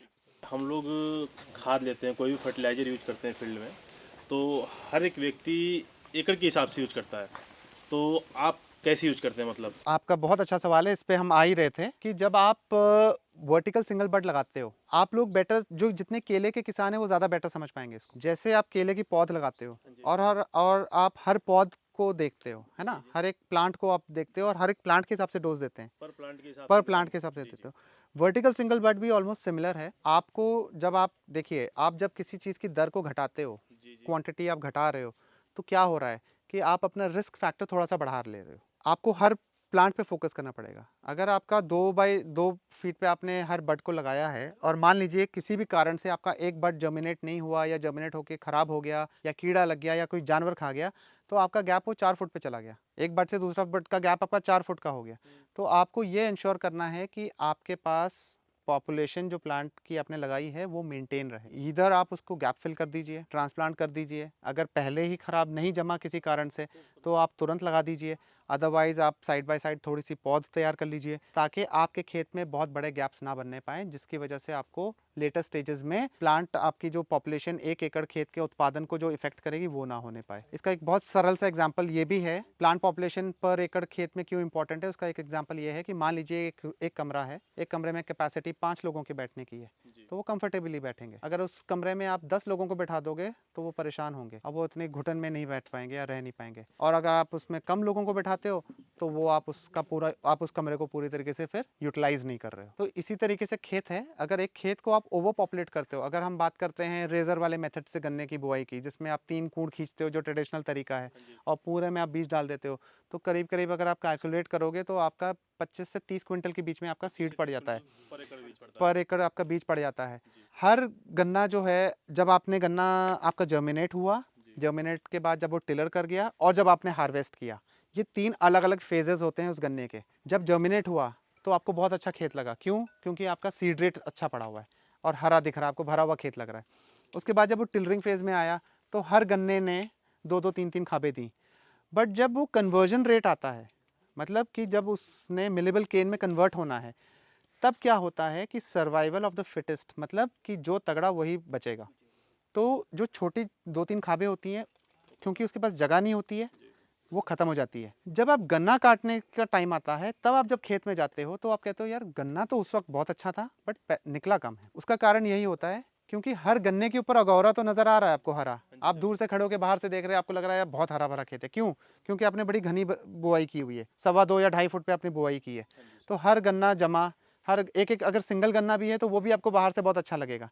बट जब आप कटाई करोगे उस गन्ने की और जब आप देखोगे कि मेरी 1 बीघे में 1 ट्रॉली नहीं भरी, तो किसान चिंतित हो जाता है। और ये बहुत आम तौर पे ये होता है किसान के साथ। तो उसके पीछे कारण ये है कि जो कन्वर्जन रेट है, जो आपका टिलरिंग फेज़ है, और टिलरिंग फेज़ से लेके मिलेबल केन में जो कन्वर्जन है, वो आपका डिपेंड करता है कि आपने कितनी स्पेस दी है उसको, कितनी दूरी दी है। तो जितनी कम दूरी होगी उतना कन्वर्जन रेट आपका कम होगा, मोर्टेलिटी ज़्यादा होगी। मतलब कि जो छोटी छोटी खाबें हैं, उस समय तो आपको दिखेगा कि यार 5-5 6-6 खाबें हैं, आप चले गए घर, बड़ा खुश हैं कि यार 5-5 6-6 खाबें तो हैं, बट वो कन्वर्जन रेट कम हो जाता है। वो कन्वर्जन रेट सिर्फ आपका 1 या 2 रह जाता है। जब आप कटाई करते हैं तो एक आंख में आपको 2 गन्ने मिलते हैं, बहुत ज़्यादा 3 मिल जाएंगे, बस 2 या 1 गन्ना। इस वजह से आपका उत्पादन आपका फर्क। आपने बताया जो रो लेनी है हम लोगों को 4.5 फीट लेनी है, जी जी और जो हम लोगों को गिल्ली लगानी है वो 2 फीट पे लगानी है। जी। जो रो हम लोग ले रहे हैं 4 फीट पे, उसको हम लोग कम कर सकते हैं या नहीं? ये 4.5 फुट हमने इसलिए बोला है क्योंकि एक स्टैंडर्ड प्रैक्टिस जो है वो है कि आपके ट्रैक्टर के जो टायर, चाहे कोई भी ट्रैक्टर हो, आप अपने ट्रैक्टर्स के पिछले टायरों के सेंटर में रखिए अपना इम्प्लीमेंट। अगर आपके पास वही मशीन है दोबारा काम करने के लिए, अब कई किसान नहीं अफोर्ड कर सकते। हमारे पास छोटा ट्रैक्टर नहीं है, हमारे पास छोटा पावर टिलर नहीं है। हमने जो भी काम करना है अपने उसी ट्रैक्टर से करना है, जो है बड़ा ट्रैक्टर जो भी है हमारे पास। तो हम क्या करते हैं कि उसके पिछले टायरों के पीछे ही नाली बनाते हैं। तो क्या होता है कि वो नाली इवनली बनती है। नेक्स्ट टाइम जब हमको ट्रैक्टर चलाना है तो जो बीच वाली जगह है जी, उसके बीचों बीच चलेगा वो, तो गन्ने को नहीं तोड़ेगा वो। अगर आप उससे अंदर बुआई करेंगे तो अगली बार आपकी लाइनें आपके ट्रैक से बाहर हो जाएंगी, एक टायर जो है वो गन्ने के ऊपर चढ़ेगा, तो आप उस पर बड़े ट्रैक्टर से काम नहीं कर सकते। जिनके पास पावर टिलर है जी, और वो कम जगह पे चलते हैं, वो दूरी घटा भी सकते हैं। जिनके पास छोटे ट्रैक्टर्स हैं, मिनी ट्रैक्टर्स हैं, वो थोड़ी अपनी दूरी बढ़ा भी यही सकते चीज़ हैं। आपसे डिस्कस करनी थी क्योंकि हमारे पास बड़ा ट्रैक्टर भी है और छोटा भी है हमारे पास। जी। तो हमारे पास दोनों सुविधाएं उपलब्ध हैं। तो यही चीज़ एक बार आपसे डिस्कस करनी थी। छोटा ट्रैक्टर प्रैक्टिकली आपका 5 फुट से कम जगह पे नहीं चलता चलेगा, नहीं चलेगा, नहीं चलता है, चलता नहीं ही चल पाएगा। तो उसके लिए आपके पास ऑप्शन नहीं है, ठीक तो है आप सर। 5 फुट पे बोल लीजिए। ठीक है। एक रो से दूसरी रो की दूरी जो है ये आपकी सूटेबिलिटी पे है।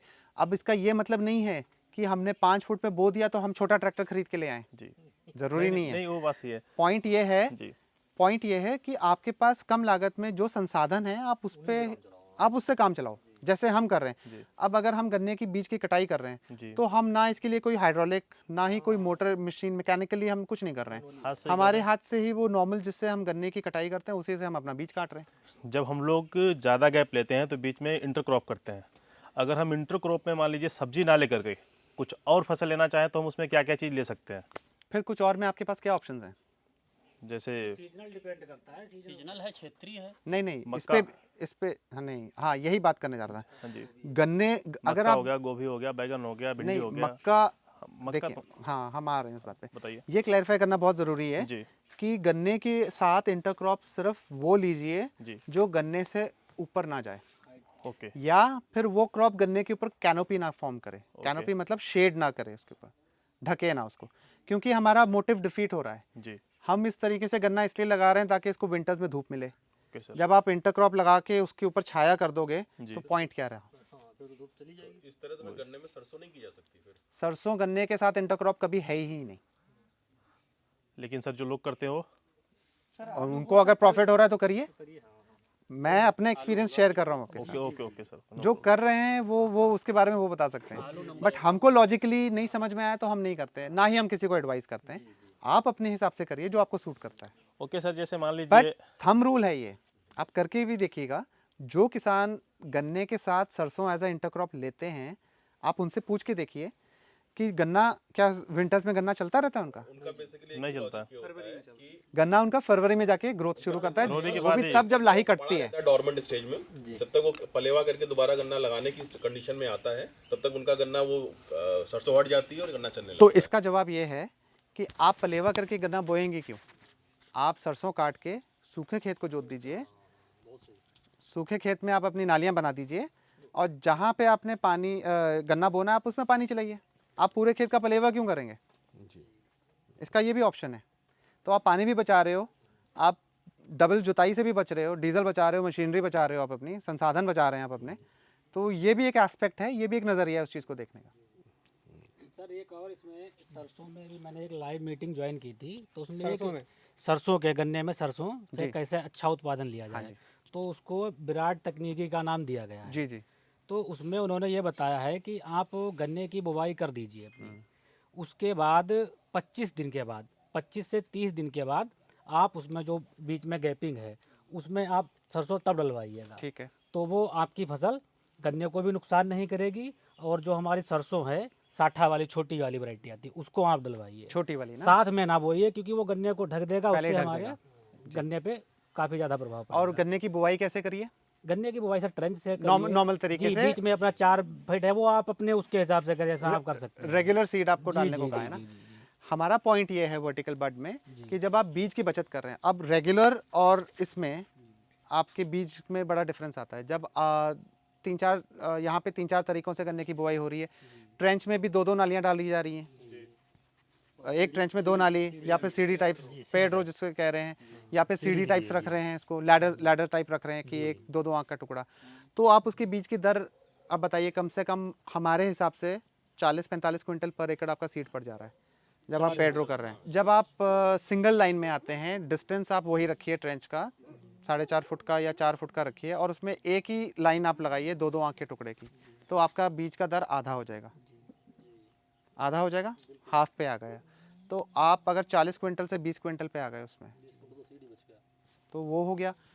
उसके कितने रुपए कुंटल है ये भी, इसके भी बनवा रहे हो, कितने रुपए कुंटल आपने लगाया है? अब आप सीड जब खरीद रहे हो, ये जो है अपना जो वाइट रो वाला जो एक रेजर आया है, वाइट रो, उस पे हम सिंगल बड करके उसके बीच में जो हमारी जगह बचती है उसमें भी तो हम इसको डाल सकते हैं ना। वाइड रो कितना? वाइड रो 4 फीट पे 4 फीट वाइड रो 4 फुट, 4 फीट से 4 कम फीट करता है ही ना? नहीं वो। जी जी जी 4 फीट पे आप सिंगल बड डालिए, जी डालिए। आपका 1 एकड़ में 4 बाई 1 पे अगर करेंगे तो 10,890 बड आपकी लगेगी।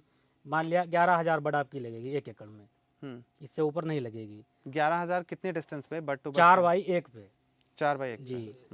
43,560 स्क्वायर फीट हमारा हुआ जी एक बिल्कुल एकड़ में। 10 से 11,000 तो बड जी, लगेंगे, सही है। तो 11,000 बड हमारी 1 एकड़ पे आएगी। हाँ जी ठीक। तो 11,000 1 एकड़ पे आएगी। अब कितना बीज हो गया आपका? बीघे पे वही लगेगा था कि 3 कुंटल लगभग। 11,000 बड कितने लगेगा? जब आपका आपका 5,000 बड ही 5 क्विंटल लग रहा है तो वो आपका 12-15 क्विंटल से कम नहीं लगेगा। आपके कैलकुलेशन में फ़र्क है। नहीं सर, जो 11,000 बड जो है 11,000 वो 11,000 बड का कितना वेट हो जाएगा? 11,000 बड नहीं ना, आप गन्ना लेंगे ना पूरा। जी, जी, आप बड क्यों गिन रहे हैं खाली? जी। बाकी गन्ना कहाँ जा रहा है आपका? नहीं बाकी सर अपना अभी सप्लाई में भी तो जा सकता है, कोलो क्रेशर पे भी जा सकता है। नहीं, आपकी बात सही है जी। अगर आप इस समय बुआई कर रहे हैं इस नहीं सर, समय। सरसों की बात हो रही है। नहीं, जो हम अभी आप बता रहे थे रेगुलर बीज आपका ज़्यादा पड़ेगा, तो हम कहना है वाइड रो में 4 फीट पे भी हम सरसों ले सकते हैं। आप बिल्कुल लीजिए सरसों। उसमें सीड भी हमारा कम पड़ेगा। सीड की हम बढ़त नहीं कर रहे हैं उसमें ज़्यादा। 30 क्विंटल से अगर 10 क्विंटल भी पड़ रहा है तब भी हम 4/1 पे आ रहे हैं ना यहाँ पे। सर मैंने आपको ये बोला कि आप सरसों लीजिए, जी। मैंने किसी को सरसों लेने से नहीं, मना नहीं सरसों किया की है। बात नहीं, जो हाँ। आप सीड रेट बता रहे हैं उसमें 30 कुंटल जा रहा है। हाँ जी, हाँ जी। हम उसमें 30 कुंटल ना करके हाँ। 4/1 पे लगाएंगे हाँ। और उसमें हम सरसों कर लेंगे। तो ये हमारा बिल्कुल- कहने का मेथड है। नहीं नहीं, आप बिल्कुल सही कह रहे हैं। हम आपसे डिनाई आपकी बात को हम खंडन नहीं कर रहे हैं। आप जो कह रहे हो आप सही कह रहे हो, ये आपकी प्रैक्टिस हो सकती है। जी। आप बट आप जब 11,000 बड की बात कर रहे हो जी, जी। तो वो आपका 12 क्विंटल से कम नहीं पड़ रहा है। हाँ, वो 12 आपकी कैलकुलेशन गलत है। जो आपने नहीं, 3 हाँ 12 कुंटल पड़ आपने 3 क्विंटल बोला तो वो वहाँ पे आपकी थोड़ी बीघे पे मैथ- बोला सर, बीघे पे बोला मैंने। तो बीघे 12 कुंटल तो तब भी 15 क्विंटल हो गया। 15 कुंटल बीघे पे 2.5 से 3 कुंटल बोला ना। तो आप 15 क्विंटल लेके बोल रहे हैं। उधर 30 जा रहा है, इधर 15-50% हमारा इधर हो गया। बाकी इंटरक्रॉप भी हमारी मिल रही है। बिल्कुल, तो आपके पास 80 से 1 कुंटल के बीच में हमारी इंटर सरसों भी निकलती है। ठीक, सरसों के अलावा बहुत सारे इंटरक्रॉप्स जी, हैं जी, जो आप इस पे ले सकते हैं। जी। आप इसमें जितनी भी आपकी फसलें हैं आप सारी ले सकते हैं।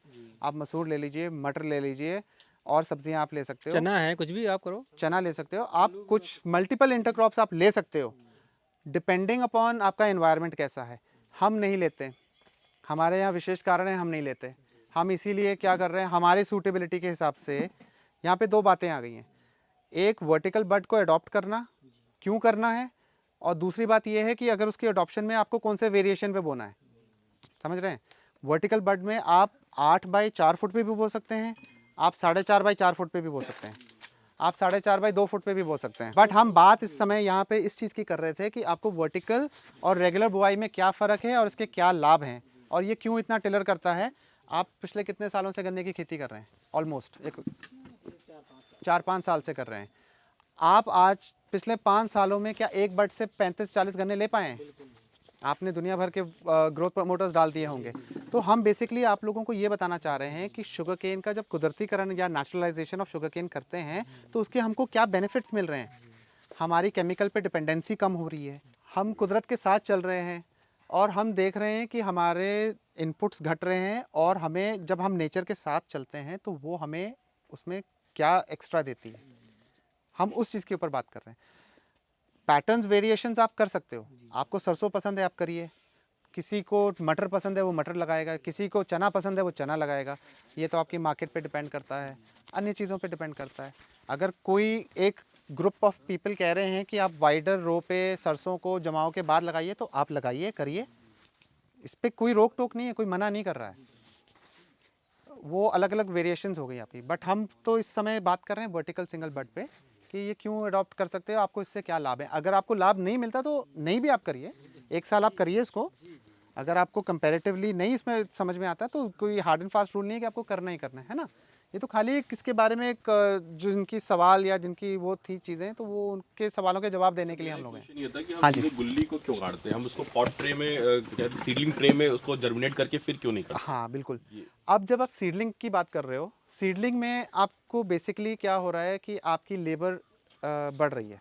मतलब basic reason labour cost reduce करने का ही। बेसिक रीज़न ये है कि हम हर तरह का कॉस्ट को कट डाउन कर रहे हैं, कॉस्ट मैनेजमेंट कर रहे हैं, दैट इज़ वाई। और जब आपका सीधा डायरेक्ट प्लांटेशन हो रहा है, अच्छा आपको एक चीज़ और नोट करनी बहुत ज़रूरी है, जितने भी यहाँ पे एसटीपी या सीडलिंग को इस्तेमाल कर रहे हैं वो आपको बताएंगे अपने एक्सपीरियंस से कि जब आप ट्रे से या मिट्टी से या कहीं पे भी आपने वो तैयार किया पौधा और जब आप उसको ट्रांसप्लांट करते हो तो एक डोरमेंट पीरियड आता है उसका, वो इमीडिएटली नहीं चलता है। वो एक बार बैठेगा, उसको 10 से 12 दिन लगते हैं रिवाइव होने में, रूट फॉर्मेशन में और फिर से चलने में। तो आपका पॉइंट अगेन वहाँ पे वो डिफीट हो जाता है कि आपने सीडलिंग तो तैयार कर लिया, बट अगर वो 12 दिन ले गया फिर से चलने में, और आपने बोया हुआ गन्ना 15 दिन में अगर जम रहा है, तो आपने एक तो डायरेक्ट प्लांटेशन किया तो आपकी डबल लेबर बची। भाई पहले आप लेबर लगा रहे हो, बीज काट के उसको पौध तैयार कर रहे हो, फिर आप लेबर लगा रहे हो, पौध को उठवा के ट्रांसपोर्ट करवा के खेत में लगवा रहे हो, तो ये डबल हो गया आपका। उसमें अगर आपका डायरेक्ट प्लांटेशन 15 दिन में भी जम रहा है तो that is better than transplantation. Generally timing क्या होती है जो हम जो वर्टिकल बड लगाते हैं, कुछ जर्मिनेशन ऑप्टिमम टाइम इसका आपका अगस्त का महीना है। जर्मिनेशन का टाइम कितने दिन में लगता है? वही अगस्त में अगर लगाते हो, अच्छा टेम्परेचर है, मॉइस्चर है, बहुत जल्दी जमेगा। अभी की जो हमने बुआई की है 7वें दिन हमारा गन्ना सब जर्मिनेट करके बाहर आ रहा था, मतलब इनिशिएशन छोड़ दीजिए, बाहर दिखने लग गया था। ये कारण ये कि हमारे यहाँ जैसे मान जल भरा होता है या धान की फसल खड़ी अभी नहीं कट पाई है, तो हम उसको पहले से जमा कर रख लेंगे।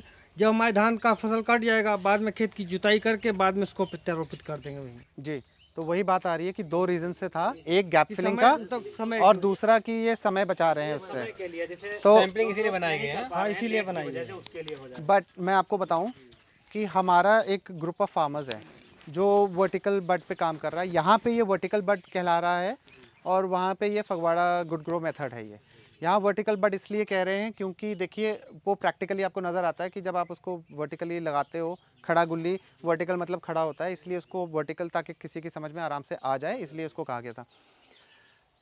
धान का खेत कट गया है और उसमें डायरेक्टली ही उन्होंने कूड़ खींच दिए और उसमें पानी चला के खड़े, उसके स्टबल्स खड़े हैं अभी, मतलब वो जो धान का वो कट गया ऊपर से वो ठूंठ खड़े हैं और खड़े ठूंठों में ही उन्होंने गन्ना लगा के इस साल उत्पादन ले लिया है। तो ना जुताई करी है, कुछ नहीं किया है, उसी पे मतलब अपने इम्प्लीमेंट पे बोरियां रख के कूड़ खींच दिए, पानी चला दिया, गन्ना लगा दिया। आज इस साल वो हार्वेस्ट करने जा रहे हैं, तो वो ज़ीरो टिलेज वाला गन्ना हो गया उनका। तो देखिए खेती है, आए दिन कोई ना कोई आप के हाथ कुछ अच्छा लग जाएगा, वो आपका शोध हो गया, ठीक है। बट बेसिक प्रिंसिपल वही रहेगा।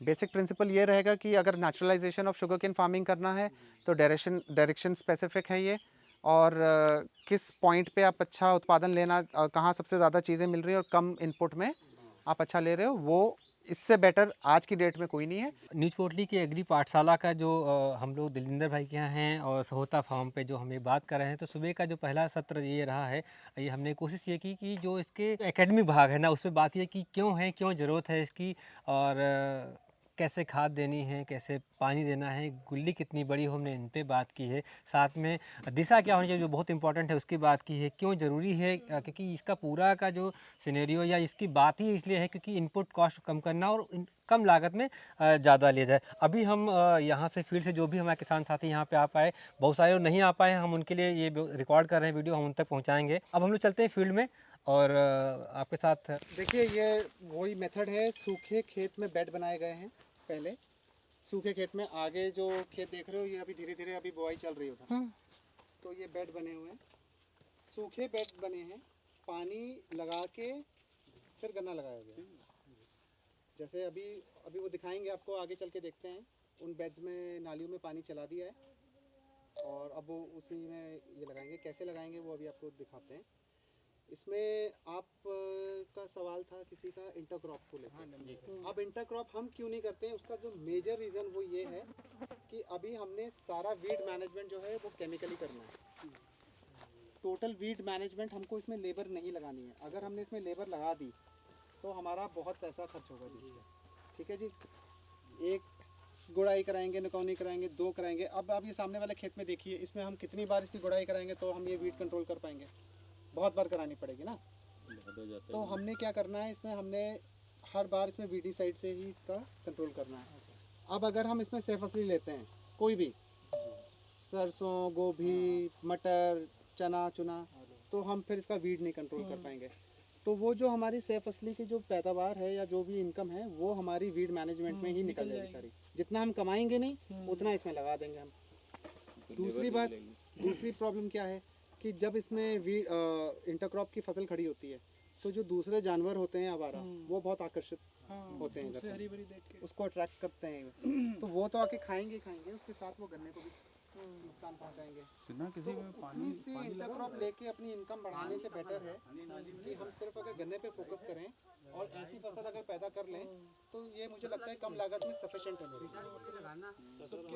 अब इस पे सबके विचार अलग अलग हैं, कोई किसी हिसाब से लेता है, कुछ किस हिसाब से लेता है। मेरे पिछले एक्सपीरियंस में मुझे समझ में आया कि मुझे इंटरक्रॉप में नहीं फ़ायदा है तो हम भी ले रहे हैं।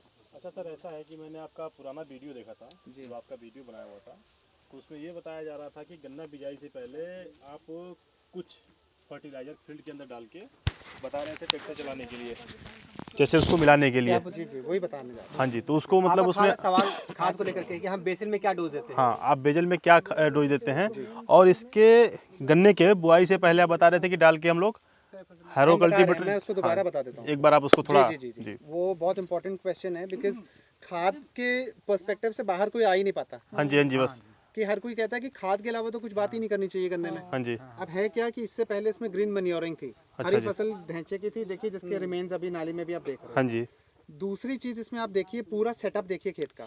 सेटअप इस तरीके से है कि ये एक बेड बना हुआ है जी, और ये बेड को हम इस पूरे खेत का बैंक मानते हैं।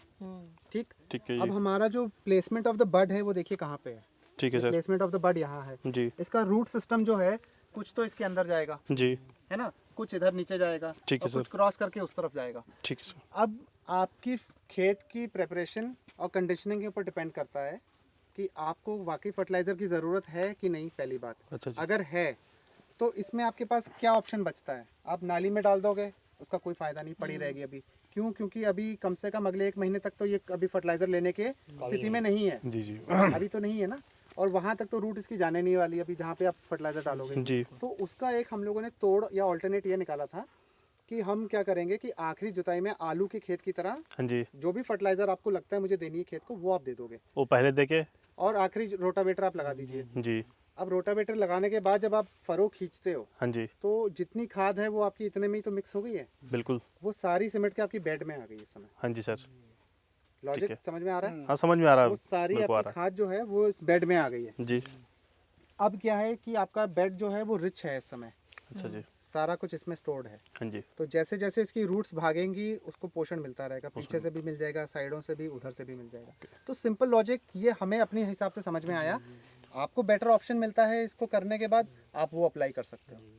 और सर मेरा क्वेश्चन आपसे एक और था कि जब आप इसको नीचे जो खाद डालते हैं आप इसमें, तो उसमें क्या यूज करते हैं आप, ये अपनी अपनी चॉइस है। मतलब फिर आप, भी कुछ, मैं बता रहा जी। हूँ आपको, तीन ही ऑप्शंस अवेलेबल हैं मेरे हिसाब से, बाकी और हों तो आई डोंट नो। जी, आप एक तो एनपीके का रेशियो ले सकते हाँ हैं जी। जिसमें एनपीके तीनों है, हाँ जी, या फिर आप डीएपी यूज़ कर सकते हो। जी, डीएपी का भी आप फॉर्मूला बना लीजिए, डायमोनियम फॉस्फेट प्लस पोटाशियम मिला लीजिए, हाँ जी, या आप single super phosphate plus potash plus urea मिला के डाल सकते हो। ओके सर, ये आपके ऊपर है, आपको ठीक है। किस फॉर्म में देना है ठीक है।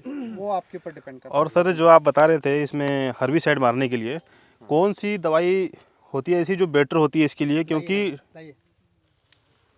क्योंकि सर इसका जो ये कल्ला है अपना, ये कल्ला भी नया है, तो अभी मान लीजिए इस पे कोई भी, है। हाँ, तो इस पे कौन सी दवाई, हर्बिसाइड की बात ये है जी, कि आपको देखो हर्बिसाइड सबसे इम्पोर्टेंट है और इस पे हर कोई जूझता है, हाँ हर जी, एक की समस्या है। हाँ और जी, इसका हल ये है कि आप हर्ब को उस स्टेज पे मारिए जब वो आप पे हावी ना होना पाए। ओके, तो डोंट वेट, इस चीज़ का इंतज़ार मत करिए कि अभी दिख नहीं रहा, अभी बड़ा हो जाए तब जी, हम दवाई इकट्ठी मारेंगे। जी, जी, तो क्या होगा, आपकी रिकमेंडेड डोज से भी ज़्यादा डोज लगेगी जी, और वो हो सकता है उसको मारे, हो सकता है ना मारे, और कुछ कारणों से आगे पीछे हो जाए आपका, जी, तो पता लगा वो और जितना बड़ा होगा उतना कठिनाई से मरेगा।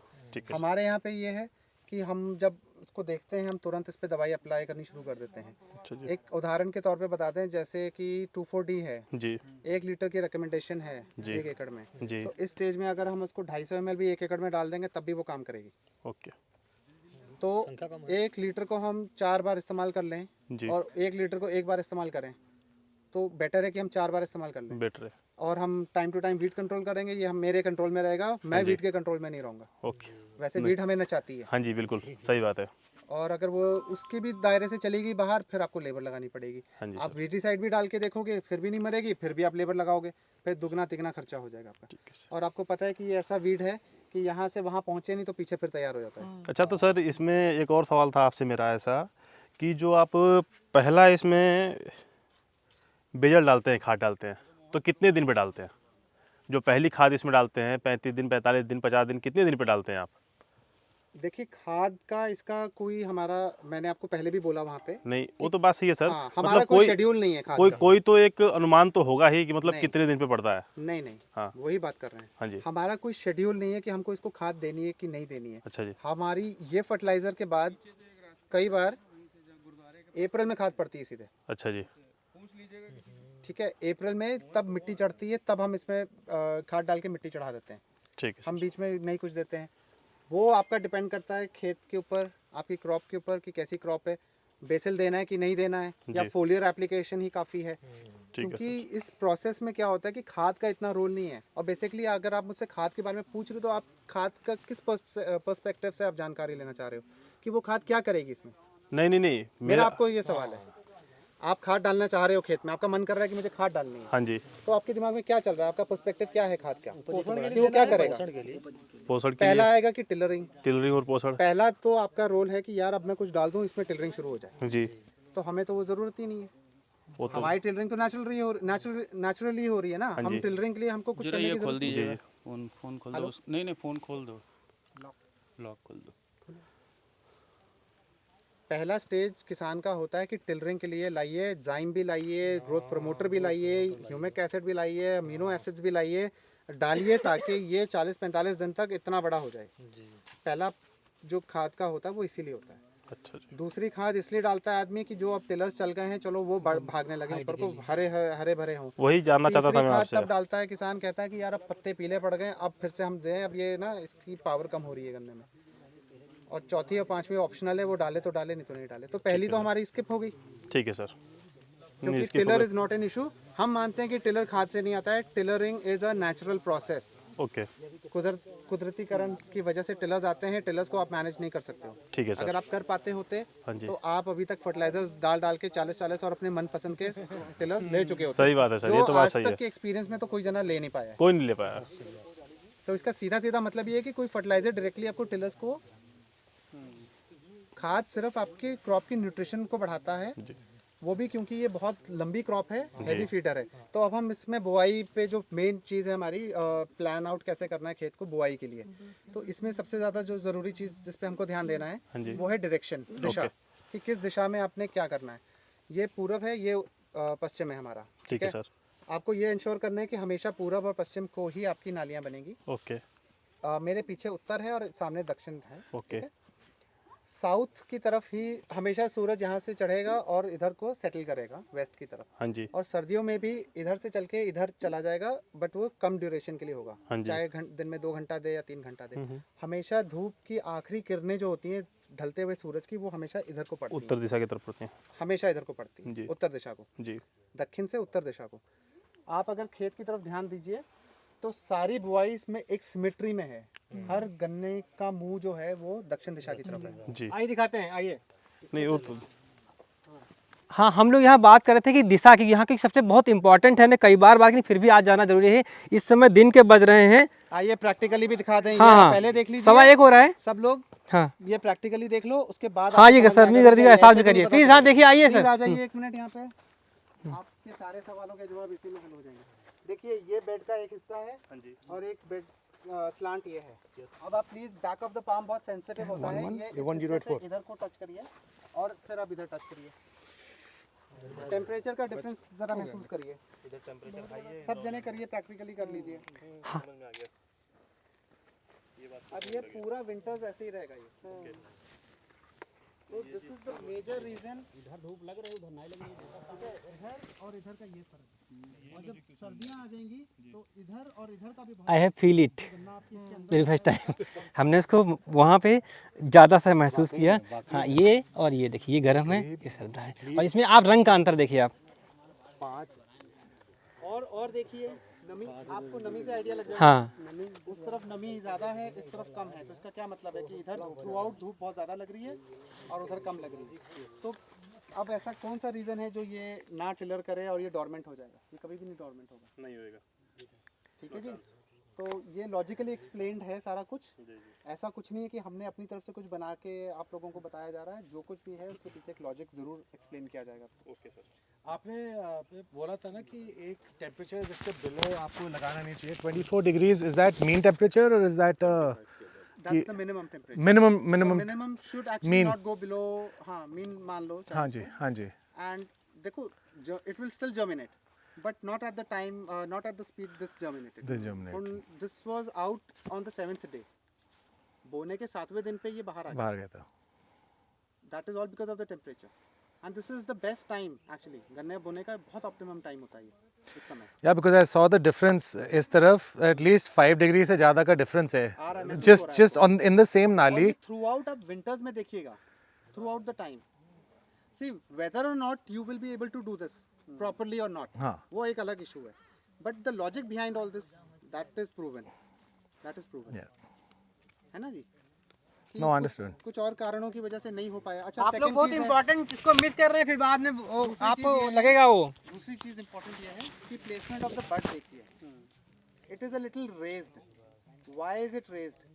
जब हम पानी लगाते हैं ना तो क्या होता है कि पानी की नमी जो है हमेशा आप देखो कि ऊपर को जाती है, ऊपर को भागती है। तो द कॉन्सेप्ट इज़ कि अगर हम इसको नीचे गन्ना बोएंगे नाली में तो पानी हमेशा उसके ऊपर से चलेगा। जब हम ऐसे पानी लगाएंगे तो इसको सिर्फ उतना मिलेगा जितना इसको चाहिए, मॉइस्चर मिलेगा इसको, and that is the key factor for the performance कि ऐसा और आप कभी भी इसमें खड़ा पानी ना रखें। नहीं मतलब ही नहीं है। मतलब ही नहीं है बिल्कुल। आपको पानी जैसे वहाँ से आपने काटा वो फरो वो इरिगेशन वाली वो नाली है, वहाँ से पानी आया यहाँ तक पहुँचा, पानी बंद कर दिया।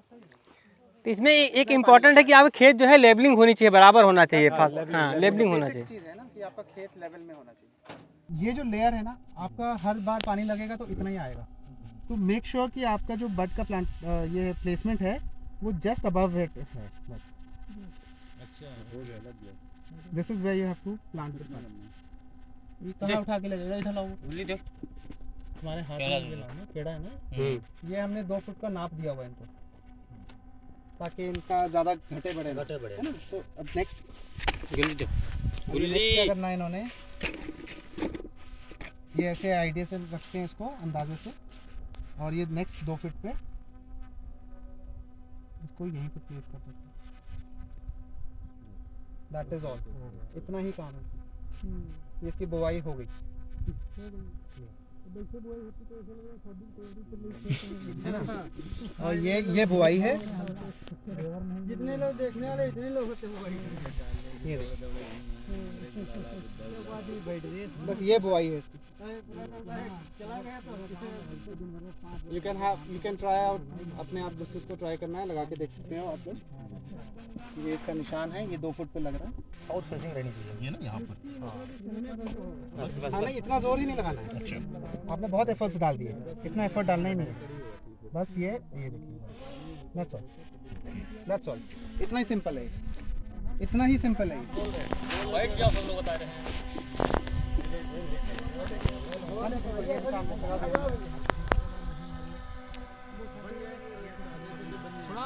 बस एक मिनट हाँ बस 90% ज़रूरत नहीं है करने की। जितना गहरा उतना जर्मिनेशन लेट। बस that's all. Simple way. That's it. This is not even slant. It feels like it's slightly slanted. This. That's okay. That's not That doesn't much of matter, an no? issue. सीधा होगा तो ठीक है, ऐसा है सभी ठीक है।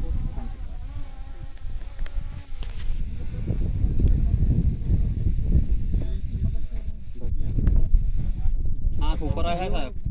बस बस बस आँख एंटर हो जाए मड में, मिट्टी से टच में आ जाए। नहीं भी टच करेगी तब भी इशू नहीं है, बट चला जाएगा।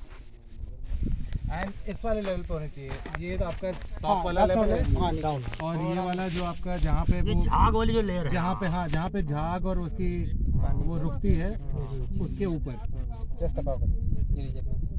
साथियों, जैसा कि आप जान रहे हैं, न्यूज पोर्टली पे हम भारत के अलग अलग इलाकों से खबरें करते हैं, खेती की, किसानी की। गांव हमारे लिए महत्वपूर्ण है और उसका केंद्र बिंदु जो है गांव है। उन खबरों के दौरान करते हुए हमें यह एहसास हुआ कि जब भी हम कोई स्टोरी करते हैं और उसमें क्या होता है, बहुत सारे लोग फोन करते हैं, वो किसी किसान के बारे में जानना चाहते हैं, उसका नंबर चाहते हैं, उस तकनीक को, उस फसल को, उस विधि को फॉलो करना चाहते थे। वीडियो में एक लिमिटेशन होती है कि कैसे किया जाए। जिस किसान के पास जो दूर बैठा हुआ है, कोई महाराष्ट्र में है, कोई केरल में है, कोई मेघालय में है, उसके पास अपनी लिमिटेशन, भले वो यूपी क्यों ना हो, अलग लोग कैसे समझाए हो। क्योंकि हमारा फोकस ये है कि कैसे किसानों की उन्नति हो, कैसे उनकी जो एग्रीकल्चर प्रैक्टिसेस हैं वो आगे बढ़े, खेती का विस्तार हो। तो हमने सोचा क्यों ना कुछ ऐसा किया जाए जिसमें किसान को किसान खेत पे लाया जाए। तो फिर शुरुआत हुई न्यूज पोर्टली एग्रो पाठशाला की। इसके जो पीछे का जो कॉन्सेप्ट बन के आया वो था हमारी वर्टिकल सिंगल बल्ब विधि, जिसको लेकर के हमने जब पिछले साल 9 सितंबर को वीडियो किया था देवेंद्र भाई के यहाँ से, जो कि सहोता फार्म पे रहते हैं। उसके बाद कई हजार फोन आए, हमें अलग अलग जगहों के लोगों ने फोन किया, यहाँ तक कि पाकिस्तान और बांग्लादेश के भी बहुत सारे लोगों ने फोन किया। कुछ के फोन तो उठाया नहीं, बाद में पता चला कि वो सब किसान थे, तो फिर उनको रिप्लाई करना शुरू किया। ये दूसरा साल है यहाँ पे बुआई हो रही थी वर्टिकल सिंगल बल्ब की, लोग जानना चाहते थे। तो दिलजिंदर भाई से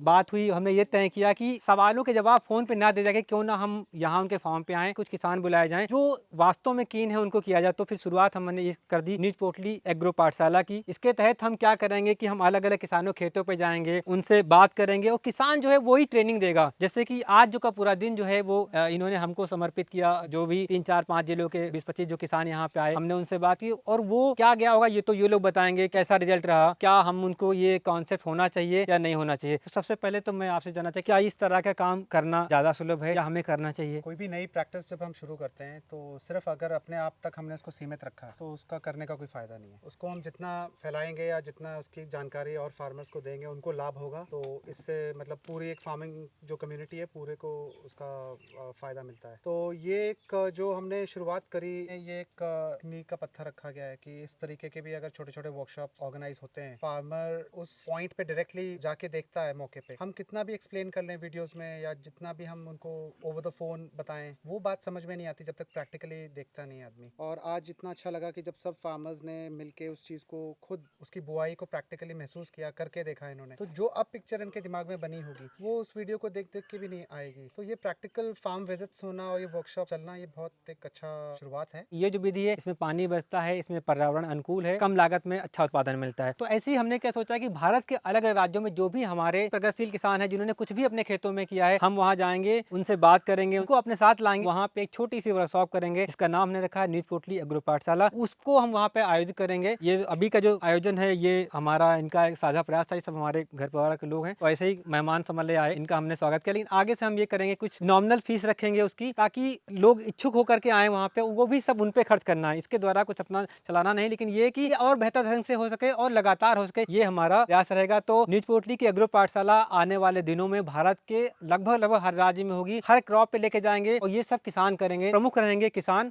समझाएंगे किसान को कि उनके खेत में किस तकनीक से, किस फसल से, किस उपाय से, किस विधि से, किस पुराने मेथड से, किस नई टेक्नोलॉजी से उनकी जो है तरक्की होगी। मैं कुछ किसानों से जानना चाहूंगा कि आज का उनका अनुभव कैसा रहा। न्यूज़ पोर्टली और दलजिंदर जी के आज जो प्रयास किया गया है बहुत ही सराहनीय प्रयास है। इसकी मदद से हम लोगों को एक नई विधि, सिंगल बट वर्टिकल फार्मिंग विधि के बारे में जानकारी मिली, जो एक बहुत ही अच्छी विधि है। मैं चाहूंगा कि आज मैंने सीखा है, अगले जो भी पाठशाला हो न्यूज़ पोर्टली की, उसमें आप लोग भी शामिल हों और इसका लाभ उठाएं। नई तरीके का एक इनिशिएटिव है और हमारे नॉलेज में इस तरीके के इनिशिएटिव शायद अभी तक न लिए गए हो भारत में। न्यूज़ पोर्टली ने और जो दिलजिंदर जी ने मिलके एक ये वर्कशॉप किए, किसान की पाठशाला, किसान ही ट्रेनर हैं, किसान ही यहाँ पर प्रतिभागी हैं, तो एक अच्छी पहल है। हम इनपुट अपना कम करके आउटपुट ज़्यादा हो, अपनी जो कॉस्ट कटिंग कर रहे हैं वर्टिकल विधि तो ये बहुत अच्छी लगी। इससे किसान का पैसा भी बचेगा, समय भी बचेगा, लेबर कास्ट भी कम होगी, बीज भी कम लगेगा। जो किसान चाह रहा है वो कर सकता है इसमें। जो वीडियो में दिखाते हैं उससे भी ज़्यादा अच्छा रिजल्ट यहाँ पे मतलब मैंने खुद आके देखा है। ऐसी ट्रेनिंग भी होनी चाहिए क्योंकि इससे जो है ज़्यादा लोगों को जानकारी मिलेगी, लोगों की लागत कम होगी तो मुनाफा बढ़ेगा। जो मैंने वीडियो में देखा उस हिसाब से तो आई थिंक ये उसका दूसरा पार्ट है। जितना इम्पोर्टेंट वीडियो था उतना इम्पोर्टेंट ये भी है। मेरा जो जितने भी मेरी थोड़ी बहुत जो क्वेश्चंस थी, डाउट्स थी, लोग तो समझ तो सकते हैं, मगर जब एक्चुअल में जब आप एक चीज़ को देखेंगे तो उसकी समझ अलग होती है। तो अब मुझे थोड़ा सा लगता है कि ये बहुत इम्पोर्टेंट था कि आपने ऐसा इवेंट किया